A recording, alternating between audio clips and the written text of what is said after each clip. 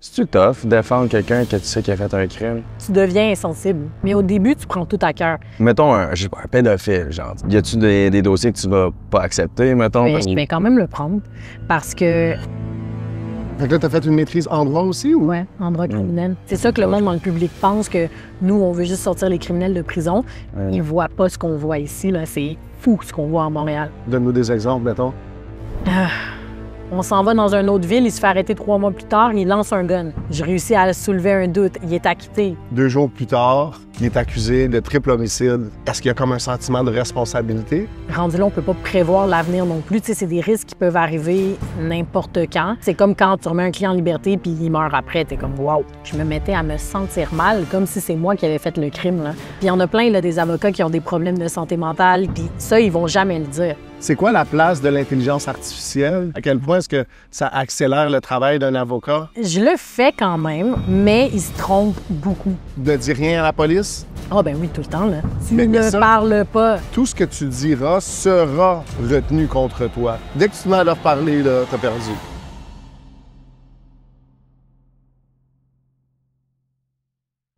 Alright, what's up pour de vrai? Merci à ceux qui tune in cette semaine. Let's go, gros épisode avec Vicky Powell. Maître Vicky Powell. Bon point. Avocate depuis 8 ans? 2016. C'était off. 9 ans. T'es quand même pas pire. Pas si pire, pas si pire. Grosse conversation. Moi, ce que j'ai aimé de la conversation, c'est que c'est pas tant une conversation personnelle sur qui elle est, elle, personnellement, mais le système de justice, c'est quoi qui se passe à la cour, c'est quoi qui se passe Exact. avec les clients. Fait que je pense qu'on réussit à rentrer vraiment dans un monde qui souvent est intéressant pour les gens. C'est intéressant aussi les parallèles qu'elle a eu avec les victimes, les gens qui ont fait de la prison plutôt, avec toi qui en as fait de la prison. Ça, c'était vraiment intéressant aussi. Ben, je fais ça. Je pense qu'on a vécu le système judiciaire des deux côtés différents. Fait qu'il y avait comme plein de questions que j'avais, puis elle a réussi à y répondre. Puis beaucoup d'insights. Tu vois qu'elle est super sharp. Ouais, fait que let's go. Vous allez aimer cette conversation-là. Juste avant de commencer, on voulait remercier nos fiers commanditaires, encore une fois. Nicolas.mortgages, courtier hypothécaire #1 au monde. C'est rendu au monde? Intergalaxie. OK, on est rendu là. Courtier hypothécaire #1 intergalaxial. Puis Son nom, c'est ça, dans le fond. Il s'appelle Nicolas Mortgages. c'est le seul qui n'a pas compris. Tiens, qui fait non. J'ai rien compris. Charles, like si t'as pas compris. Tellement qu'il est Oh. bon pour trouver des mortgages. OK, fort. J'ai toujours pas compris. Bon, ben, let's go. Fait que c'est ça. Puis là, on s'en va voir Victor Saint-Jacques avec agencybuilder.ca. Mais juste avant, vous savez, on est rendu sur Patreon. C'est la meilleure façon de nous encourager, puis de soutenir notre podcast, puis de nous garder indépendants. Je pense que c'est ça le point. C'est que ça nous permet d'avoir les conversations qu'on veut, même si Corporate Canada, mettons, veut pas nous support. Exact. Nous autres, on 1, 2, 3. Let's go. Le podcast part. Qu'est-ce que ça veut dire? Non, c'est pas dit. Non, mais il y a quand même des gens qui choisissent de nous supporter, puis ça, c'est intéressant. Faut Vraiment. pas être, il y a une ouverture, il y a un changement culturel qui se passe au Québec. Shout out à vous. Like et subscribe. Ça part. Fait que j'étais avec GNT Productions, la vedette. T'as travaillé avec combien de monteurs puis de vidéastes en tant que t'avais pris un break puis tu faisais tes vidéos YouTube? Une dizaine environ, total, ouais. Puis c'était quoi, selon toi, l'affaire qui faisait que tes monteurs ils restaient jamais? Ou c'est quoi qu'ils voulaient, tes monteurs, en fait? La réalité, c'est que c'était quand même beaucoup de jobs. C'est beaucoup de jobs, faire du montage, puis on générait pas assez de revenus pour les payer assez cher. Fait que je voulais les payer plus cher. On n'avait pas les moyens. Fait que c'est tout le temps une affaire. C'est tout le temps ça. Les monteurs veulent plus d'argent. Les influenceurs n'ont pas les moyens de payer plus cher. Puis ça, le problème aussi, justement, puis nous, c'est la première chose qu'on enseigne chez agencybuilder.ca, c'est de dire, c'est bien le fun, les monteurs pour des youtubeurs ou des influenceurs, on s'entend, t'en as été un, ils n'ont pas d'argent. À part les contrats de sponsor puis la AdSense qui est pas gros au Québec. Fait que nous, c'est ça qu'on est comme, à la place de devenir monteur ou de vidéaste pour un influenceur, on est comme, pourquoi tu vas pas faire ça pour une entreprise qui va servir ce contenu-là? Parce que toi, t'es capable de te monétiser, t'es capable d'avoir des revenus qui viennent de ça. Mais pour quelqu'un qui est pas capable de se monétiser, qui n'a pas nécessairement un gros brand comme toi, comme GNT ou comme qu'est-ce qu'on avait avec tes podcasts, mais c'est de dire, OK, ben lui, comment il fait pour générer plus d'argent? Puis c'est clairement là qu'on a amené une formule sur le marché avec agencybuilder.ca où est-ce que si en ce moment, quelqu'un nous écoute et il est comme moi, j'ai pas de brand comme GNT, et je vais quand même faire l'argent avec les réseaux, ben c'est de dire, parfait, on va t'enseigner la méthode, que c'est, tu vas aller voir des entreprises qui vont pouvoir se servir des vidéos que tu vas faire autant au niveau du montage que de la vidéographie pour générer plus de revenus pour l'entreprise. Puis après ça ne la dérangera pas de te payer une partie parce qu'ils génèrent des revenus supplémentaires. Puis ils génèrent beaucoup de plus de revenus, tandis que, tu sais, moi, mettons, je faisais 120 000 par année. Ouais. Mais je suis pas pour payer un monteur 50 000 par année, c'est quasiment la moitié de mon salaire, tu comprends? Exact. Puis c'est exactement ça qu'on fait en fait chez Agencybuilder, c'est de prendre les mêmes gens qui étaient monteurs pour toi ou qui étaient vidéastes, qui auraient aimé ça aller générer plus d'argent, mais qui ne savaient pas comment se marketer parce qu'il n'y avait pas nécessairement de brand. Puis c'est de dire, oublie le marketing, même si tu ne mets pas ça en face tes réseaux sociaux, même si tu n'as pas une grosse audience, avec Agencybuilder, on va être capable de te faire scaler. Fait que même un monteur souvent qui fait du 2, du 3, du 4 000 $ par mois ou un vidéaste ou un freelance tout simplement qui veut faire plus d'argent, plus de profit, il vient nous voir chez Agencybuilder, on implémente le même système que moi j'ai utilisé avec mon agent 3 Media qui génère plus que 60 000 $ par mois, puis ben on est en mesure de venir copier-coller ce système-là dans sa business à lui en tant que monteur, en tant que vidéaste, puis au final il fait plus d'argent, plus de profit, puis il a plus de liberté. Je te dis de quoi qui est fou. Vas-y. J'ai côtoyé une couple de tes étudiants, là. Ouais. Ils font tous plus d'argent avec moins d'un an d'expérience que moi dans toute ma carrière YouTube que je faisais. Fait que ça, c'est crazy, tu sais, c'est ça, c'est d'aller chercher une courbe d'accélération, puis c'est exactement ce qu'on voit chez Agencybuilder. Fait que écoute, ça t'intéresse, que tu nous écoutes, moi, puis j'ai parlé, puis que ça pique ta curiosité, agencybuilder.ca, remplis tes informations, puis ça va faire plaisir soit à moi ou à un membre de mon équipe de prendre un appel avec toi. Fait que ça se passe.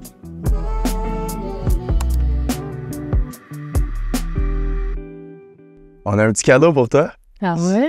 Ouais, c'est nouveau, c'est notre deuxième épisode qu'on fait ça, fait que Ouais. tu peux l'ouvrir si tu veux. Ça vient de Fancy Grace. Attends, faut que je commence par quoi? Juste les sortir, honnêtement, on ne connaît pas grand-chose, c'est des trucs de maquillage. Fait que, Pour femmes, fait que... All right. femme versus maquillage pour homme. Est-ce que tu veux qu'on montre leur petit Ben, portrait comme tu comme ça? veux. C'est ça. Elle s'appelle Fancy Grace. Elle a décidé de nous sponsor, puis elle a des petits cadeaux pour toi. J'apprécie vraiment que ce soit vegan. Je mange pas de viande d'ailleurs. Ah ouais? Je suis bien excitée de ça. Cosmétique, Ça va être une regarde. belle conversation. Ben oui. Tu manges pas de viande du tout? Non, ok. Comment ça? Parce que je veux pas manger d'animaux. Mais Ça, merci, c'est éthique, dans le Fancy fond. Grace. Fait que c'est vraiment une question éthique. Oui. C'est pas... OK. Mais même le maquillage, tout ce qui est testé sur animaux, j'en le prends pas. J'aimerais ça éventuellement devenir vegan, mais je pense que c'est une transition, mais Ah, OK.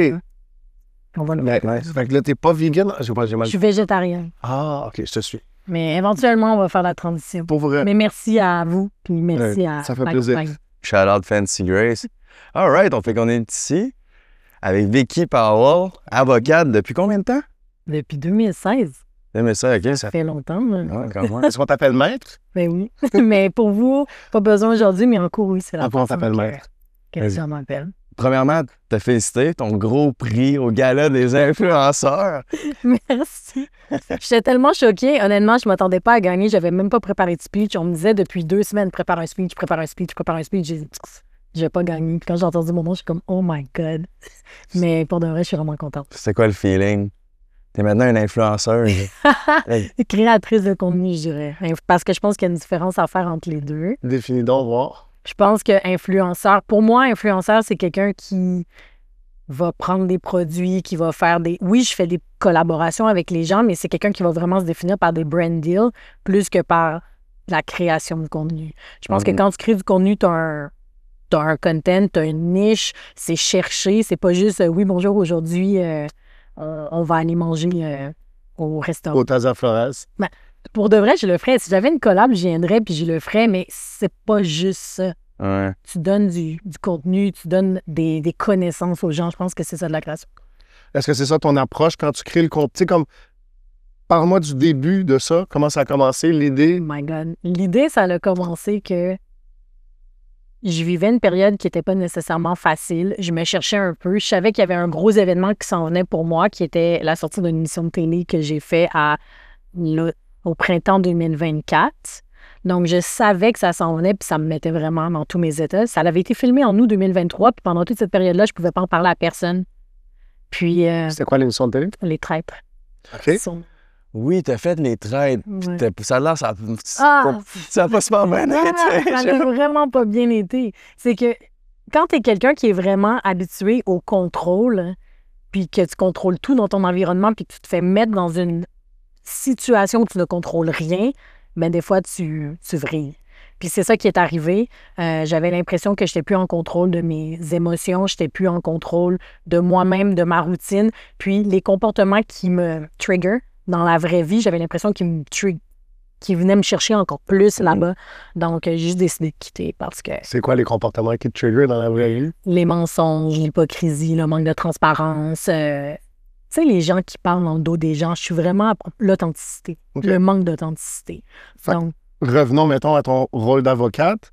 Puis après ça, on pourra peut-être faire une bio de comment tu t'es Oui. rendu là, mais comment tu gères ça?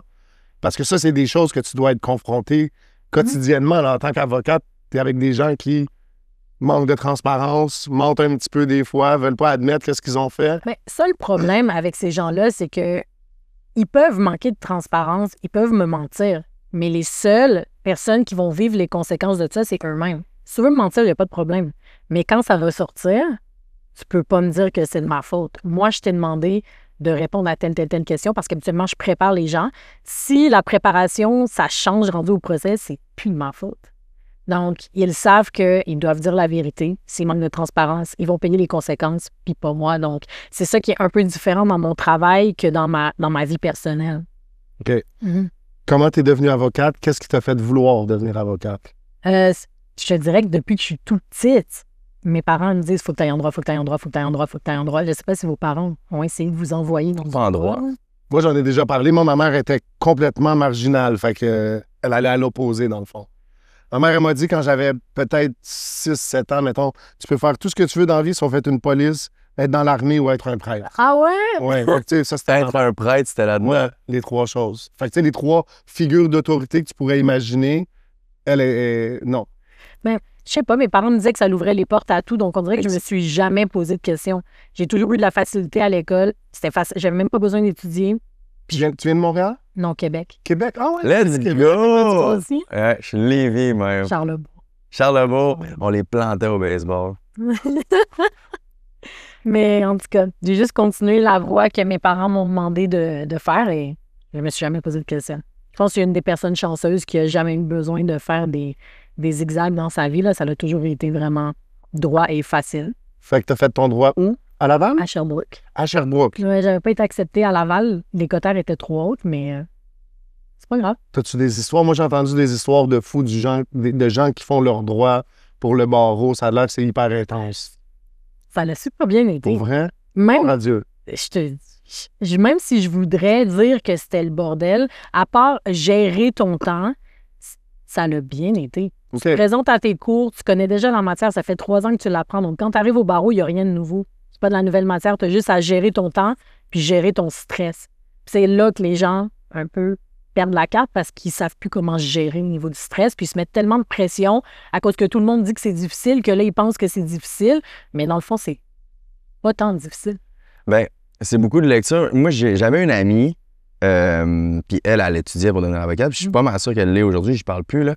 Mais j'ai vu sa photo de graduation, fait que je suis pas mal sûr qu'elle est devenue avocate. Mais je me demande, y a-t-il des histoires, genre, qui se passent à l'université, mettons, en plus à Sherbrooke? Parce que moi, là, cette fille-là, autant que, genre, ses réseaux sociaux à l'air sharp, c'est la fille que je connaissais qui faisait le plus de poudre, genre. Puis qui était le plus sa brosse. Ouais. Il y a souvent ces histoires-là qu'on entend, ouais. Fait que là, mais fait qu'elle étudiait, puis une soirée par semaine, genre, pendant l'école, là, elle s'éclatait à la face, faisait de la poudre, après ça, elle continuait. Puis l'été, c'était fou, genre, elle était sa brosse tout l'été, mais elle l'a passé, tu sais. J'ai jamais été partie de ces gens-là parce que ce qui est arrivé, honnêtement, c'est que ma première année à Sherbrooke, je pensais tellement que j'avais de la facilité à l'école que j'ai pris ça à la légère comme je faisais depuis toujours, puis j'ai coulé toutes mes cours. Moi, j'ai vécu la même chose. Toutes mes cours. J'étais arrivé à l'université, puis je racontais cette histoire-là récemment. Cours de macro. Moi, j'étais en commerce, macroeconomics. Dans la plus grosse salle à Concordia, dans le Hall Building, c'est comme une salle de, mettons, 300-400 sièges. Il n'y a pas 300-400 étudiants. Puis le cours, c'était legit, moi puis la professeure qui parlait.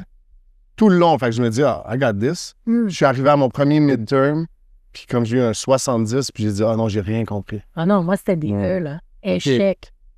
Ou mes cours. Quand j'ai vu mon bulletin, j'étais comme oh my God, qu'est-ce que je fais avec ça? Donc, pendant une période de temps, j'étais sur un contrat de réussite. Il fallait tout que je remonte mes codes pour pouvoir rester dans le programme.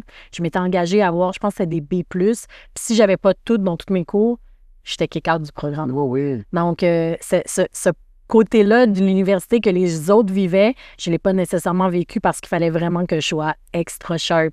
Puis j'ai dû reprendre des cours l'été parce que je voulais faire une maîtrise. Puis comme j'avais tout foiré ma première année, il fallait que je reprenne les cours. Fait que je les reprenais l'été pour monter mes notes. OK. Fait que là, tu as fait une maîtrise en droit aussi ou? Ouais, en droit criminel. En droit criminel. Ouais. Fait que ça, c'est ta spécialisation, le droit criminel. Exact. Le droit criminel, le droit pénal, donc tout ce qui est code criminel, puis les infractions réglementaires aussi. OK. Mais j'ai vu, Sherbrooke, son surnom, c'est Sherby Dirty. Là. Fait que, Dirty Sherby ou... ouais, c'est exactement ça. Donc, oui, il y a un côté qui est comme ça, mais j'ai pas pu le vivre, malheureusement. Ou heureusement, je sais pas. Ah, moi, je dirais heureusement, là. Mais... Malheureusement ou heureusement, seuls les autres gens pourront vous le dire, mais moi, je ne sais pas, j'ai pas vécu. ouais. Fait que tu pars de Québec pour aller à Sherbrooke, tu pars de Sherbrooke pour venir à Montréal. Pourquoi Montréal? Opportunité, carrière. Ici, on s'entend qu'il y a vraiment plus de... Quand tu es dans le droit criminel, ici, il y a plus de défis, disons-le comme ça, de délits, de défis. À Québec, c'est quand même une ville... Oui, il y a de la criminalité, mais c'est de la criminalité de base. Ouais. Ils ne voient pas ce qu'on voit ici, là. C'est fou ce qu'on voit à Montréal. Donne-nous des exemples, mettons. Qu'est-ce qu'on peut voir? Les gens qui... Mettons des gens qui poivent tout le monde dans le métro, qui attendent que les portes ferment, ils poivent tout le monde dans le métro. Ça, il n'y aura jamais ça à Québec. Mais pourquoi? Pourquoi ils font ça? Je me pose la même question. C'est quoi le but? Honnêtement, Ça arrive souvent? c'est arrivé une couple de fois, là. Les gens qui s'attaquent gratuitement dans la rue, j'ai vu des gens qui se promènent sur Sainte-Catherine qui se font choke par en arrière pour aucune raison, là. Ils connaissent pas la personne, sont sans histoire. La criminalité aussi organisée à Montréal, il y en a beaucoup plus qu'à Québec ou désorganisée, là. Tout dépend qui veut la qualifier comment, mais il y a beaucoup plus de défis ici. Mais mettons, là, avoir côtoyé ces gens-là, là, parce que, tu sais, toi, avant, à la prison, tu me contais un peu les histoires de même, là. Tu disais, toi, tu te promenais avec tes amis, tu voyais un gars comme moi, tu allais le battre, tu pognais son portefeuille, tu partais. On n'a pas besoin même de te battre, là. Je pense que... Tu disais, donne-moi ton portefeuille. C'est ça, Ok. c'est comme dans le Pérou, tu viens pas y avoir un gars qui a pris ton portefeuille. Ouais. Ouais. Il y en a qui le font dans le métro. Tu as une chaîne dans le métro, puis ça, le nombre de dossiers de même que je vois, la personne sort du métro, il y a une chaîne, il y a un groupe qui arrive, prend la chaîne, prend le portefeuille, prend le téléphone. Ben, moi, j'étais un de ces jeunes-là. Là. Moi, je le racontais, puis à l'époque, il n'y avait pas de métro à Laval, puis étant jeune, c'était ça. Si ça allait pas bien, qu'on n'avait pas d'argent, c'était vendredi, on voulait sortir, on allait au métro Henri Bourassa, on attendait à le terminus Laval, les gars de Laval y arrivaient, puis tu disais, hey, donne-moi ton portefeuille. Ouais, mais comme ça, je comprends, parce que C'était fou, là. le mieux, c'est de pogner son cash, right? Ou whatever. Mais mettons, quelqu'un qui fait juste faire du mal pour faire du mal à quelqu'un. Comme la violence gratuite, Je d'acheter pense- les gens pour rien. C'est quoi tu penses qui va pousser quelqu'un à faire ça? Tu sais? Des fois, c'est des gens qui sont extrêmement blessés, tu sais. On voit, puis c'est ça qui est bien en étant avocat de la défense, c'est que tu peux voir le derrière de l'individu, plus profond que la surface. Donc, quand tu regardes le dossier, tu es comme « wow », on dirait un monstre. Puis là, tu apprends à connaître la personne, puis tu vas gratter dans les blessures, puis là, tu te rends compte il n'a jamais eu de famille. Il a été abandonné par sa cousine quand il est arrivé ici. Puis les traumas d'enfance qui les amènent vers la criminalité ou qui les amènent surtout vers des appartenances Ouais. marginales, c'est intéressant à voir. Puis à partir de là, ce que toi, tu dois faire, c'est essayer de trouver une façon de changer ce mode de vie-là. Des fois, ils veulent rien savoir non plus, donc tu peux pas vouloir plus qu'eux. C'est quelque chose... Vas-y, Ben, j'allais dire, ça me fait penser un peu. C'est toi qui m'as fait comprendre ça. Tu sais, comme toi, ton titre, c'est meurtrier, right? Fait de la prison. Mais après ça, tu m'as fait comprendre, ouais, mais il y a un humain derrière ça, il y a un vécu derrière ça, il y a une mère qui s'est suicidée, tu sais. Mais ça, les gens le comprennent pas. Ils vont pas plus loin que ce qui est à la surface. Ils regardent le dossier puis ils vont pas plus loin. Mais des fois, quand tu vas plus loin, c'est là que tu comprends pourquoi il fait du mal pour rien. Ou il y a peut-être des problématiques sous-jacentes. Il y en a très peu des psychopathes, là. Tu sais, des gens qui sont juste axés sur faire, tu sais, comme true evil people, que, tu sais, tout a bien été dans ta vie puis t'étais correct. C'est ça. Souvent, il y a des circonstances qui expliquent pas les gestes parce qu'il y a plein de gens qui ont des circonstances comme les miennes qui n'ont jamais commis de crime, sont allés à l'école, ils ont fait ce qu'ils avaient à faire puis ils sont productifs dans la société. Fait que je pense qu'il faut toujours garder une balance, mais effectivement, il y a souvent des circonstances. Comment toi, tu vis ça, mettons, de... Parce que je t'entends être sensible à ça, puis tu as même dit comme d'essayer de les rediriger.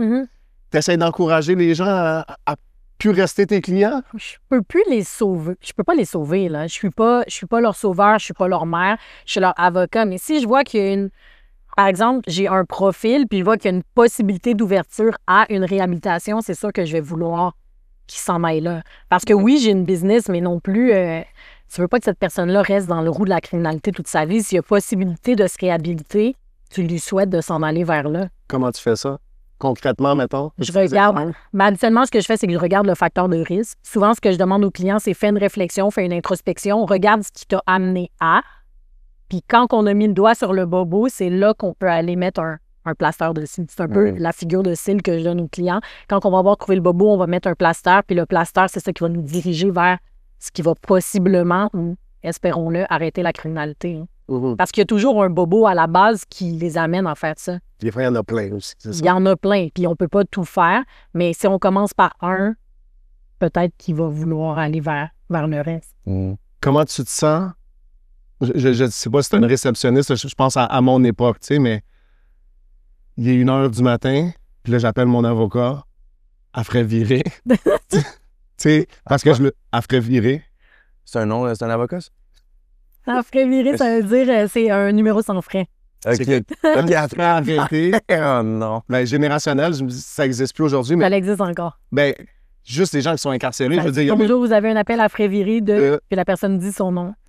OK. moi, je suis tellement old school que je me souviens que tu parlais à l'opératrice. Puis tu dis, puis c'était une madame qui faisait ce travail-là avant qu'il y ait l'enregistrement, tu sais, puis enfin, c'est pas tant pertinent, mais comment tu te sens? Le téléphone sonne à 1h du matin ou, est-ce que ton téléphone est encore ouvert ou tu as une réceptionniste? Tout le temps ouvert. Ma réceptionniste travaille de 9 à 7, OK. donc 9 h le matin à 7 h. Donc, ils prennent mes appels pendant que moi, je fais le travail que j'ai à faire, mais la nuit, c'est moi qui prends les appels. Donc, me faire réveiller dans la nuit, là, je connais ça. Fait que vous avez un appel à frais virer de... Mais du poste, maintenant, c'est juste le policier qui te réveille. No way! Oui. Puis le pire, c'est qu'il te rappelle plusieurs fois quand tu dors. Hein. Jusqu'à temps que tu réponds. Habituellement, il appelle 3 fois, puis après, il me laisse un message, là, mais je l'entends. Je te dirais 90%, je l'entends. Ouais. À moins que je sois vraiment fatiguée, là, je l'entends pas, là, mais habituellement, je l'entends à 90%. C'est quoi le feeling, mettons, dans cette situation-là? Tu sais, un gars que tu connais, tu sais, mettons, je te donne un scénario, là, hypothétique, tu sais, mais on va l'appeler Mike. Shout out. Allô, Mike? Mike s'est fait arrêter, il a fait une sentence, il est sorti, il s'est refait arrêter, là, tu as réussi, il a été acquitté. Tu as réussi à trouver quelque chose dans le dossier, fait que là, tu lui as dit, Mike, la deuxième fois, il faudrait que tu te reprennes en main. Là, le téléphone sonne, c'est Mike encore. Ben, je dis, Mike, t'aimes pas la liberté? Ça, je l'ai dit tout le temps à mes clients, c'est quoi, t'aimes pas la liberté? Je comprends pas. Ouais, mais là, tu comprends. Non, je comprends pas. Mais, tu sais, il y a rien que je peux faire pour eux, là. Il y en a que ça fait... J'ai fait des miracles. Back to back to back to back to back, puis ils reviennent encore. Mais rendu là, qu'est-ce que tu veux que je fasse? Il y a plus rien à faire. Sans rentrer dans les détails, ça a l'air de quoi, ces miracles-là, mettons? Un miracle que j'ai fait, par exemple, il y a un mandat d'ADN.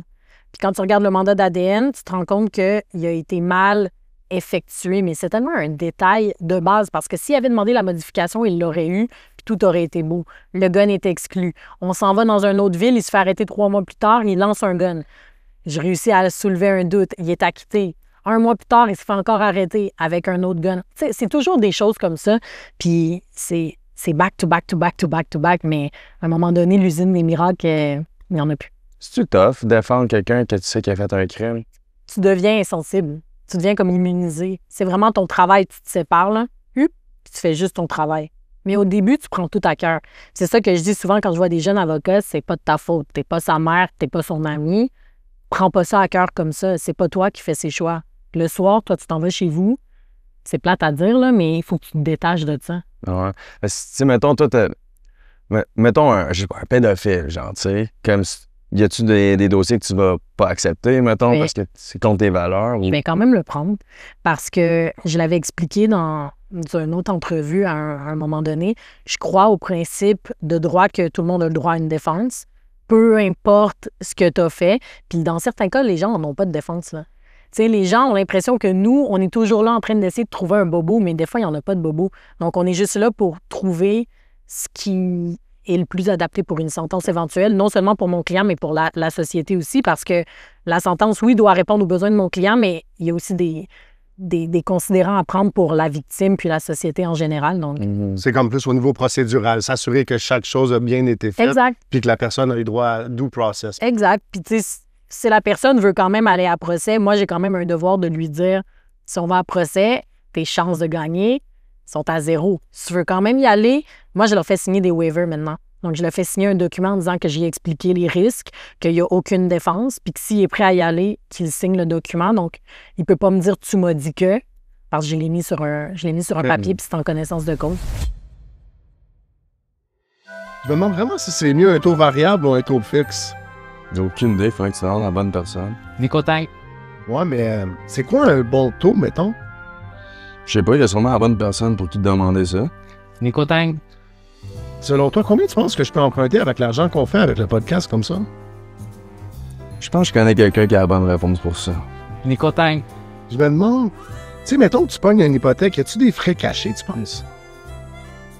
Non, celle-là, je sais pas. Faudrait que tu rendes la bonne personne. Nicotine. Mais, mettons que je me pogne une hypothèque, puis que là, on blow up, puis qu'on se met à faire vraiment du cash. Est-ce que tu penses que je pourrais rembourser plus tôt? Ça, c'est une solide question qu'il faudrait vraiment demander à la bonne personne. Nicotine. Mettons qu'il m'arriverait un accident, est-ce que tu penses que je devrais avoir une assurance hypothécaire? Je pense que faudrait demander à quelqu'un. Pas de nicotine. Est-ce que tu penses que je devrais acheter maintenant ou attendre que les taux baissent? Ça va demander à quelqu'un. Nicotine. Ouais, finalement, tu vas pas tant aider, là. J'ai pas mal faim. On pourrait manger. On va manger où? Je sais pas. Ça va demander à quelqu'un. Nicotine. Nicotine, nicotine, nicotine, nicotine. man, ça fait longtemps. Nicotine, Je suis quand même dans pour du poulet nicotine, rouge. nicotine, nicotine, C'est overhyped, cette nicotine, affaire-là. nicotine, Du mucho burrito, man. nicotine. Oh! Nicotine. Ou sinon, on va voir ta femme. Nicotine. Ta Flores. Nicotine. Ça pourrait être fire.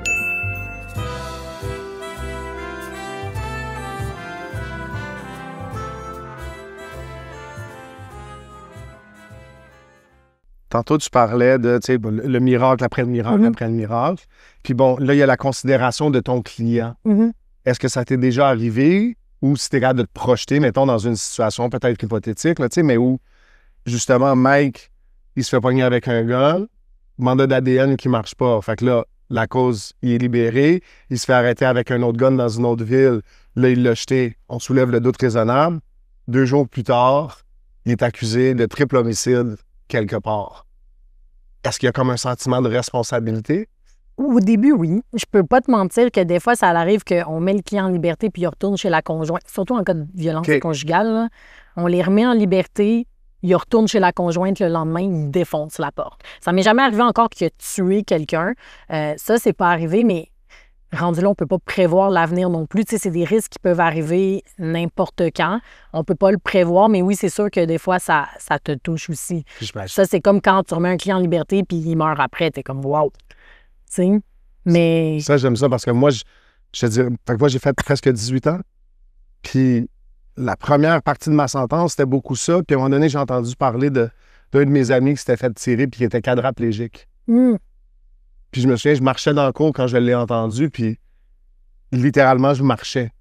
Puis j'étais même pas encore venu au Seigneur à ce moment-là. Fait que je connaissais pas Jésus, je connaissais pas Dieu, mais j'ai eu un profond moment de gratitude, puis de dire, mais finalement, comme, est-ce que je suis protégé ici? Tu sais, où est-ce que... Tu sais, parce que le scénario typique du prisonnier, c'est de dire, si j'étais dehors, je serais millionnaire, j'aurais tout ce que je veux, puis ma business coulerait bien, tu sais. Puis c'était la première fois où j'ai comme conçu de cette réalité-là, mais de ne pas idéaliser l'alternative. Puis si j'étais dehors, puis si je m'étais fait tirer, si j'étais dehors, puis que... Parce que tu dis, OK, mais peut-être que tu meurs, mais quadraplégique, c'est rough, là. Ta vie est hypothéquée, là.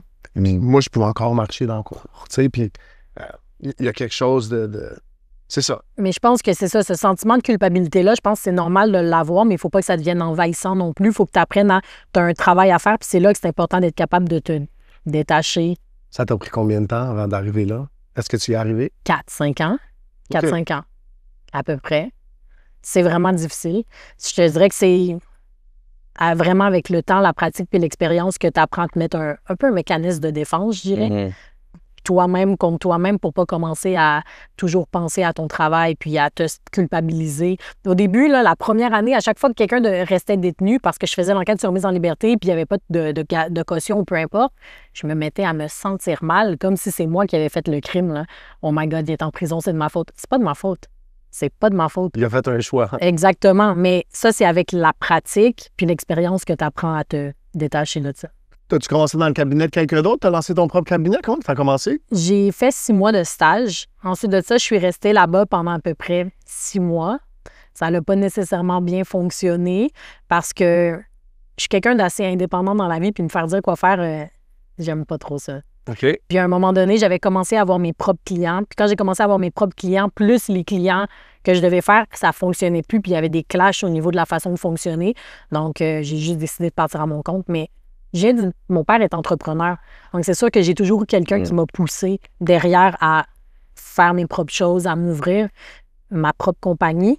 Mais j'étais entraîneur au gym aussi au début de pratique, juste pour avoir un coussin de sécurité. Donc, je travaillais au gym pour être sûr de pouvoir payer les factures pendant que j'étais en train de bâtir ma clientèle sur le côté. Wow. Ouais. Ça se passe comment cette première année-là, le 6 mois de stage? Fait que là, tu passes le barreau, tu arrives, puis tu sais, justement, ces premières interactions-là avec. Est-ce que, je pose cette question-là, ce que j'ai observé, mettons, souvent, il y a comme, même chez les agents de libération conditionnelle, les gens qui étudient en criminologie, en droit, sans dire une fascination, mais comme une ouverture ou une curiosité par rapport au monde criminel un petit peu, tu sais. Ces premiers clients-là, tu dis, tu sais, il y a comme un sentiment. Est-ce qu'il y a comme un attachement? Est-ce qu'il y a comme... C'est une bonne question. C'est sûr que quand tu es en début de pratique, je le vois, la fascination, autant chez les hommes que chez les femmes. Au début, je pensais que c'était vraiment juste les femmes qui étaient comme ça puis qui avaient plus, pas une attirance, mais une curiosité. Mais là, de plus en plus que je vieillis puis que je vois les jeunes agir, je vois que les hommes aussi, avocats, sont attirés par ce mode de vie-là. Mais c'est à force de te baigner avec ça qu'encore une fois, tu te détaches de ça. Mais oui, je les vois, les jeunes avocats qui trouvent ça vraiment cool d'être dehors avec leurs clients. C'est pas cool. C'est vraiment pas cool, mais ça, tu l'apprends avec le temps puis avec l'expérience ou quand tu te pètes la gueule, parce qu'il y en a des avocats qui vont. Ben c'est ça. Moi, sans nommer personne, puis sans dire trop de détails, mais je veux dire, d'aller au club avec ton avocat, c'est comme... Il y en a des avocats qui aiment ça aller au club. Il y en a des avocats qui aiment ça faire le party. Il y en a des avocats qui aiment se frotter juste... Tu sais, comme c'est il y avait un film qui s'appelait Carlito's Ways. Je sais pas si tu as déjà vu Carlito's Ways.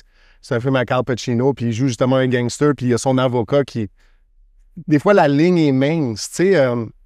Puis je pourrais le nommer parce que c'est tu n'auras pas besoin de commenter spécifiquement sur ça, mais c'est du domaine public, mais il y avait eu la situation avec Loris Cavalière, tu sais, qui était très, très, très, très proche de ses clients, qui sont supposément accusés d'être dans la mafia, puis tout ça, tu sais. On pourrait faire un film là-dessus. Bien, sûrement que ça va arriver à un moment donné, puis j'imagine, mais c'est ça, tu sais. C'est un gars qui s'est retrouvé à faire du temps, là, lui, je pense. Tu sais, incarcéré, fait que... Tu sais, les avocats, on reste humains aussi. Donc, c'est normal qu'il y en a qui veulent aller dans les clubs et tout et tout. Quand on sort de l'école, si on a suivi le même parcours que moi, là, on sort de l'école, on a 23 ans. Yeah. On a 23 ans, tu arrives à Montréal, tu veux vivre cette vie-là. Mais avec le temps, tu apprends qu'il faut vraiment te détacher le plus possible. Moi, si je peux vous voyez mes clients, je le fais. Mais des fois, quand je vois qu'ils sont vraiment jeunes, 17, 18, 19, je vais les tutoyer. Mais tant qu'ils s'approchent de la vingtaine, je vais essayer d'utiliser le vous pour créer la distance. Mais ça, tu l'apprends avec le temps. Mais il y en a qui l'apprennent à leur dépens, puis il y en a qui vont l'apprendre, comme j'ai dit, parce qu'il y a des erreurs qui se sont passées, mais c'est vraiment important de l'apprendre puis de le créer. Est-ce que c'est un passage obligé, un petit peu? Obligé, je te dirais que non, mais il y en a beaucoup qui passent par là, puis tout le monde va essayer de dire « pas moi, pas moi, pas moi ». Mais arrête là. Arrête, on le sait. Arrête. OK. Mais pourquoi tu veux pas être trop proche de tes clients? Parce que ça peut créer des conflits. Tu sais, ça peut créer des conflits comme quand il y a des mésententes, par exemple, au niveau d'un dossier. S'il connaît trop de choses sur toi ou qu'il y a trop de proximité, ça peut dégénérer d'une façon différente que si tu as une distance avec le client. Ouais. Ça va jouer dans le personnel plutôt que dans « il n'y a pas de problème, tu peux prendre ton dossier puis aller consulter quelqu'un d'autre. Il n'y a vraiment pas de problème. » Je comprends. Puis mettons, vu que tu as fait plein de podcasts, puis tu parles souvent de ta vie personnelle, puis tout, as-tu peur de, mettons, trop en donner, puis ça crée comme cette proximité-là avec tes clients? Non. Non? Honnêtement, je suis quand même assez ouverte sur les réseaux sociaux. Ça fait quoi, 1 an et quelques que je suis dessus, puis je suis quand même à l'aise avec ça. Je vais jamais aller dire oui, by the way, j'habite à telle place, puis donner mon adresse et tout. J'ai une façon de bouger dehors aussi à l'extérieur. Comme par exemple, je vais dans un endroit, je vais jamais publier une story en direct de l'endroit où je suis. Ça, c'est sûr que c'est des précautions de sécurité. Pourquoi, hein? On sait jamais qui est mal intentionné dans ce monde-là. Tu as fréquenté un peu ce milieu-là. Ouais. Tu sais jamais qui est mal intentionné. Ouais, je comprends. Tu te projettes, les gens, mettons, ils pensent que vu que tu es avocat, tu te promènes avec plein d'argent sur toi ou peu importe, puis ils vont essayer d'attendre le bon moment pour venir te taxer ou peu importe. Tu sais pas. Ou tu sais pas qui a une colère contre toi pour X, Y, Z raison. Parce que des fois, les gens vont garder une colère parce qu'ils ont eu une sentence. Ils pensent que c'est de ta faute, mais c'est pas de ta faute. Mais ils gardent cette colère-là. Tu sais pas. Il faut être prudent. Il faut... Sans devenir parano, il faut quand même être prudent. Moi, ça m'est jamais arrivé, mais j'ai déjà entendu non seulement cette conversation-là, mais cet état d'esprit-là, mais tu m'as vendu. Ah, ça, le nombre de fois, je l'entends tout le temps. Tu m'as vendu. Moi, des fois, je le dis, tu vaux quoi? C'est plate à dire. C'est vraiment plate à dire. C'est vraiment froid. Mais tu vaux quoi? Peux-tu définir qu'est-ce que, parce que je l'ai dit, puis qu'est-ce que ça veut dire si un gars dit, je me suis... Parce que quand tu es en prison, parce que toi, tu n'as pas vécu la prison, là, mais lui va le savoir, les gens en prison prennent une affaire comme ça puis le grandissent. Puis ce que tu dois savoir, c'est qu'il y a beaucoup d'avocats en prison. Tout le monde. Oui. Tout le monde sait tout en prison. Tout le monde sait mieux que l'avocat. Ton avocat dit ça, c'est pas vrai. Moi, j'ai vu ça dans le journal. Moi, quelqu'un m'a dit ça. Mon ami m'a dit ça. Fait que là, tout le monde te rentre dans la tête. Puis là, quelque chose que, de base, si t'étais d'accord avec ça, devient une situation disproportionnée. Ah, tu m'as donné telle sentence, mais l'autre a eu telle. C'est quoi? Tu m'as vendu peu. Mais ça, c'est des... Mais je peux comprendre. Puis c'est important de dire « je te comprends », mais non, puis désamorcer la situation. Parce qu'en prison, ils ont une réalité, ils ont un monde que moi, je n'ai pas. Donc, c'est vraiment essayer de comprendre pourquoi ils pensent ça, puis de leur expliquer le. Mais ça, des fois, il y a des gens qui ne veulent pas l'entendre. Puis c'est là que ça peut devenir problématique. Mais moi, c'est mon approche. Des fois, quand le client dit « j'ai l'impression que tu me vends », mais c'est quoi qui donne cette impression-là? On va en parler. C'est quoi le problème? Puis là, quand on le désamorce la bombe, c'est là qu'ils se rendent compte que finalement, c'est pas aussi pire que ce l'était. Ou il y en a qui vont juste le garder dans leur tête, puis ben, rendu là, ça leur appartient, je peux rien faire pour ça. Mais habituellement, j'essaie de désamorcer la situation. T'as-tu déjà eu, parce que je vois la scène au palais de justice en bas, dans les petits parloirs. Ah ouais! Des gars qui pètent des coches? Ben oui, j'ai déjà eu des clients qui ont craché dans le vide, donné des coups de poing dans le vide, crié au meurtre. Mais moi, habituellement, je leur dis, tu me rappelleras quand tu as fini de crier. Ça sert à rien. Mais ça, encore une fois, c'est l'expérience. Tu sais, quand tu es jeune avocat, tu vas réagir comme sur le choc, mais avec l'expérience, tu sais, l'avocat devient psychologue aussi. Tu sais, tu deviens thérapeute, tu deviens psychologue, tu deviens tout, là. Tu as tous tes chapeaux. Donc, moi, je dis, quand tu as fini de crier, tu me rappelleras. OK, là, je suis calme. Non, t'es pas calme. Quand t'es calme, rappelle-moi, je vais redescendre. Puis là, il te rappelle, salut. Même chose avec le téléphone. S'ils se mettent à crier dans le téléphone, je vais raccrocher. Puis quand ils seront calmes, ils rappelleront. Puis je leur dis, quand tu seras calme, rappelle-moi. Je vais prendre l'appel. Mais tant que tu cries, je t'écoute pas. Est-ce que la désensibilisation est obligée?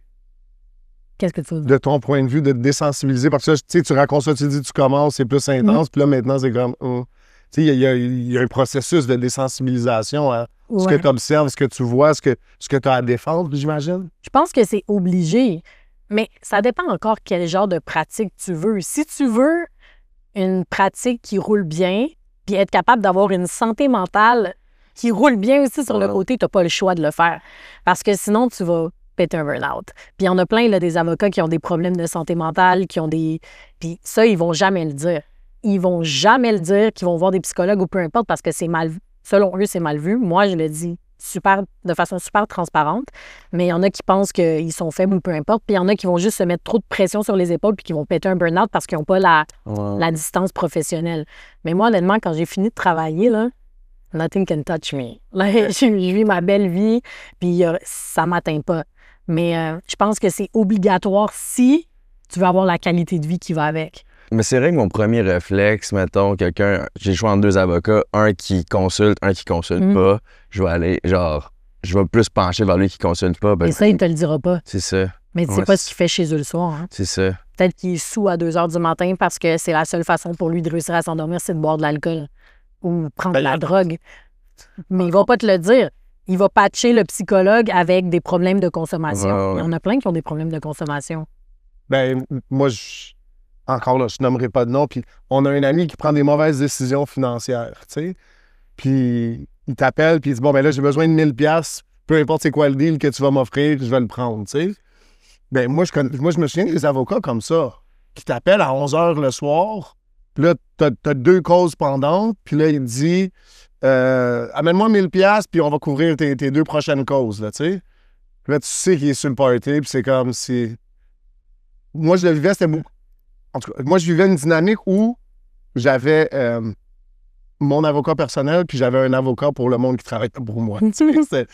C'est plate à dire, là, mais il n'y avait pas comme le même investissement. Puis j'avais un gars, lui, il était souvent sur le party, tu sais, mais je pense qu'il y a beaucoup de ça chez les avocats. Lui, il prenait des causes comme, c'était comme un mille, tu sais, il prenait cause après cause après cause. C'est comme, c'était un avocat pour plaider. Tu comprends ce que je veux dire? Il faisait pas de procès, c'était comme... T'es capable de faire les deux. Parce que des fois, les gens pensent que t'es pas capable de faire les deux, mais moi, je suis capable, je fais les deux. Il y a des journées que j'ai 45 dossiers. Honnêtement, là, c'est back to back to back to back to back. Mais je vais aussi avoir des procès de 2 semaines. Mais ça, encore une fois, ça revient à... Il faut que tu apprennes à te distancier puis te déléguer. Fait que quand je sais que j'ai un procès de 2 semaines, j'ai quelqu'un qui va aller faire mes 45 choses dans la salle de cours. T'as d'autres gens qui sont à toi, avec d'autres avocats qui sont avec toi dans ton cabinet aussi? J'aimerais éventuellement en engager parce que je te dirais que les réseaux sociaux, ça a ses mauvais côtés, mais ça a ses bons côtés en ce sens où ça a grossi ma clientèle d'une façon. Donc, éventuellement, j'aimerais ça engager quelqu'un, mais là, je fais des partenariats avec d'autres avocats, surtout des jeunes avocats. J'aime ça, pouvoir les encourager. Là, donc, ils font des dossiers, je leur donne un petit salaire. Ils me disent ce qu'ils veulent, puis je leur paye ce qu'ils veulent, en fait. Hein. OK. C'est quoi la relation entre les avocats de défense puis les avocats de la cour? C'est quoi la différence? Dans le fond, un avocat de défense, on est techniquement les amis des criminels. On est du côté des criminels parce que c'est ça que le monde dans le public pense, que nous, on veut juste sortir les criminels de prison. Et la couronne, c'est eux qui portent les accusations. Oui, je comprends. Des fois, les gens ont l'impression qu'on doit être ennemis puis se crier après puis tout, mais moi, je pense qu'on travaille tous pour la même chose, qui est la justice. Puis il y en a des procureurs qui sont hyper honnêtes intellectuellement. Puis quand ils voient que leur dossier va nulle part, ils vont te le concéder, puis ils vont dire « Je vois ton point, c'est beau, je lâche le dossier ».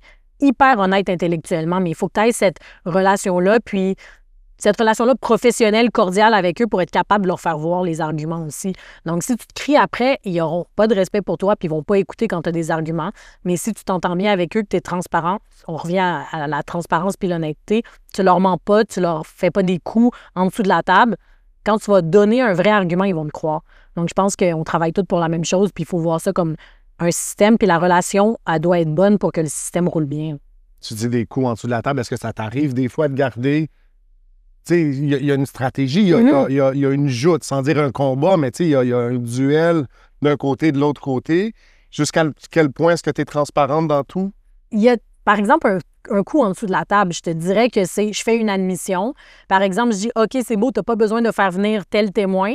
Puis quand j'arrive au procès, je dis, ah, elle n'a pas fait venir tel témoin. Ça, c'est malhonnête. OK. Ça, c'est malhonnête. Mais si j'ai une faiblesse dans la preuve, je vais pas aller dire. Je vais attendre puis je vais rentrer dans le témoin avec. Ça, j'ai pas besoin de le dire, c'est ma stratégie. Mais c'est plutôt au niveau de je ne peux pas la prendre au dépourvu. Si je sais quelque chose, je peux pas être malhonnête avec elle puis l'utiliser après. Mais je te donne un exemple. Des fois, quand je fais des procès, il y a une salle à Montréal, c'est des procès puis c'est des stagiaires qui le font. Quand je vois que les stagiaires font des erreurs, je ne vais pas aller dire qu'ils font des erreurs parce qu'ils sont là pour apprendre. Par exemple, qu'ils ne font pas l'identification parce que ce qu'il faut faire, c'est est-ce que tu vois l'accusé dans la salle? Oui, c'est qui? C'est lui. Puis là, il pointe. Des fois, quand ils oublient de le faire, je dis ils n'ont pas fait leur preuve à quitter. Mais c'est pas à moi d'aller leur dire, mais ça, c'est pas malhonnête, c'est une bonne guerre, tu comprends? Mais... Ouais, tu racontes ça, j'ai juste le flashback, j'ai un ami à un moment donné qui se fait accuser de quelque chose, puis on est 4 dans la salle, tout avec la même coupe de cheveux. on était tous comme des sosies dans le fond. C'était comme ça l'objectif d'être... Pour que l'identification soit vraiment difficile. Ça m'est arrivé une fois, puis mon client était acquitté comme ça. Ouais. C'est- ça. Ah ouais. Comment tu sais, comme moi, tu sais, j'y repense. Je vois l'humour, puis après ça, je pense, tu sais, dans cette situation-là, c'est un gars qui s'était fait battre, tu sais, puis la même chose. Puis on était habillés, en tout cas, on était tous habillés à peu près pareil, mais il y a un des gars qui était habillé comme qui portait le linge qui portait le jour Oh de my l'agression, goodness. et qui n'était pas lui. Fait que, tu sais, comme après ça, tu comprends ce que je veux dire? Fait que, tu sais, tu crées comme la confusion. Tu sais, c'est des petites affaires comme ça, puis tu te dis... Mais c'est pas illégal. Hum, C'est pas illégal de le faire, là. Moi, je peux pas contrôler mon client vient avec qui rendu là.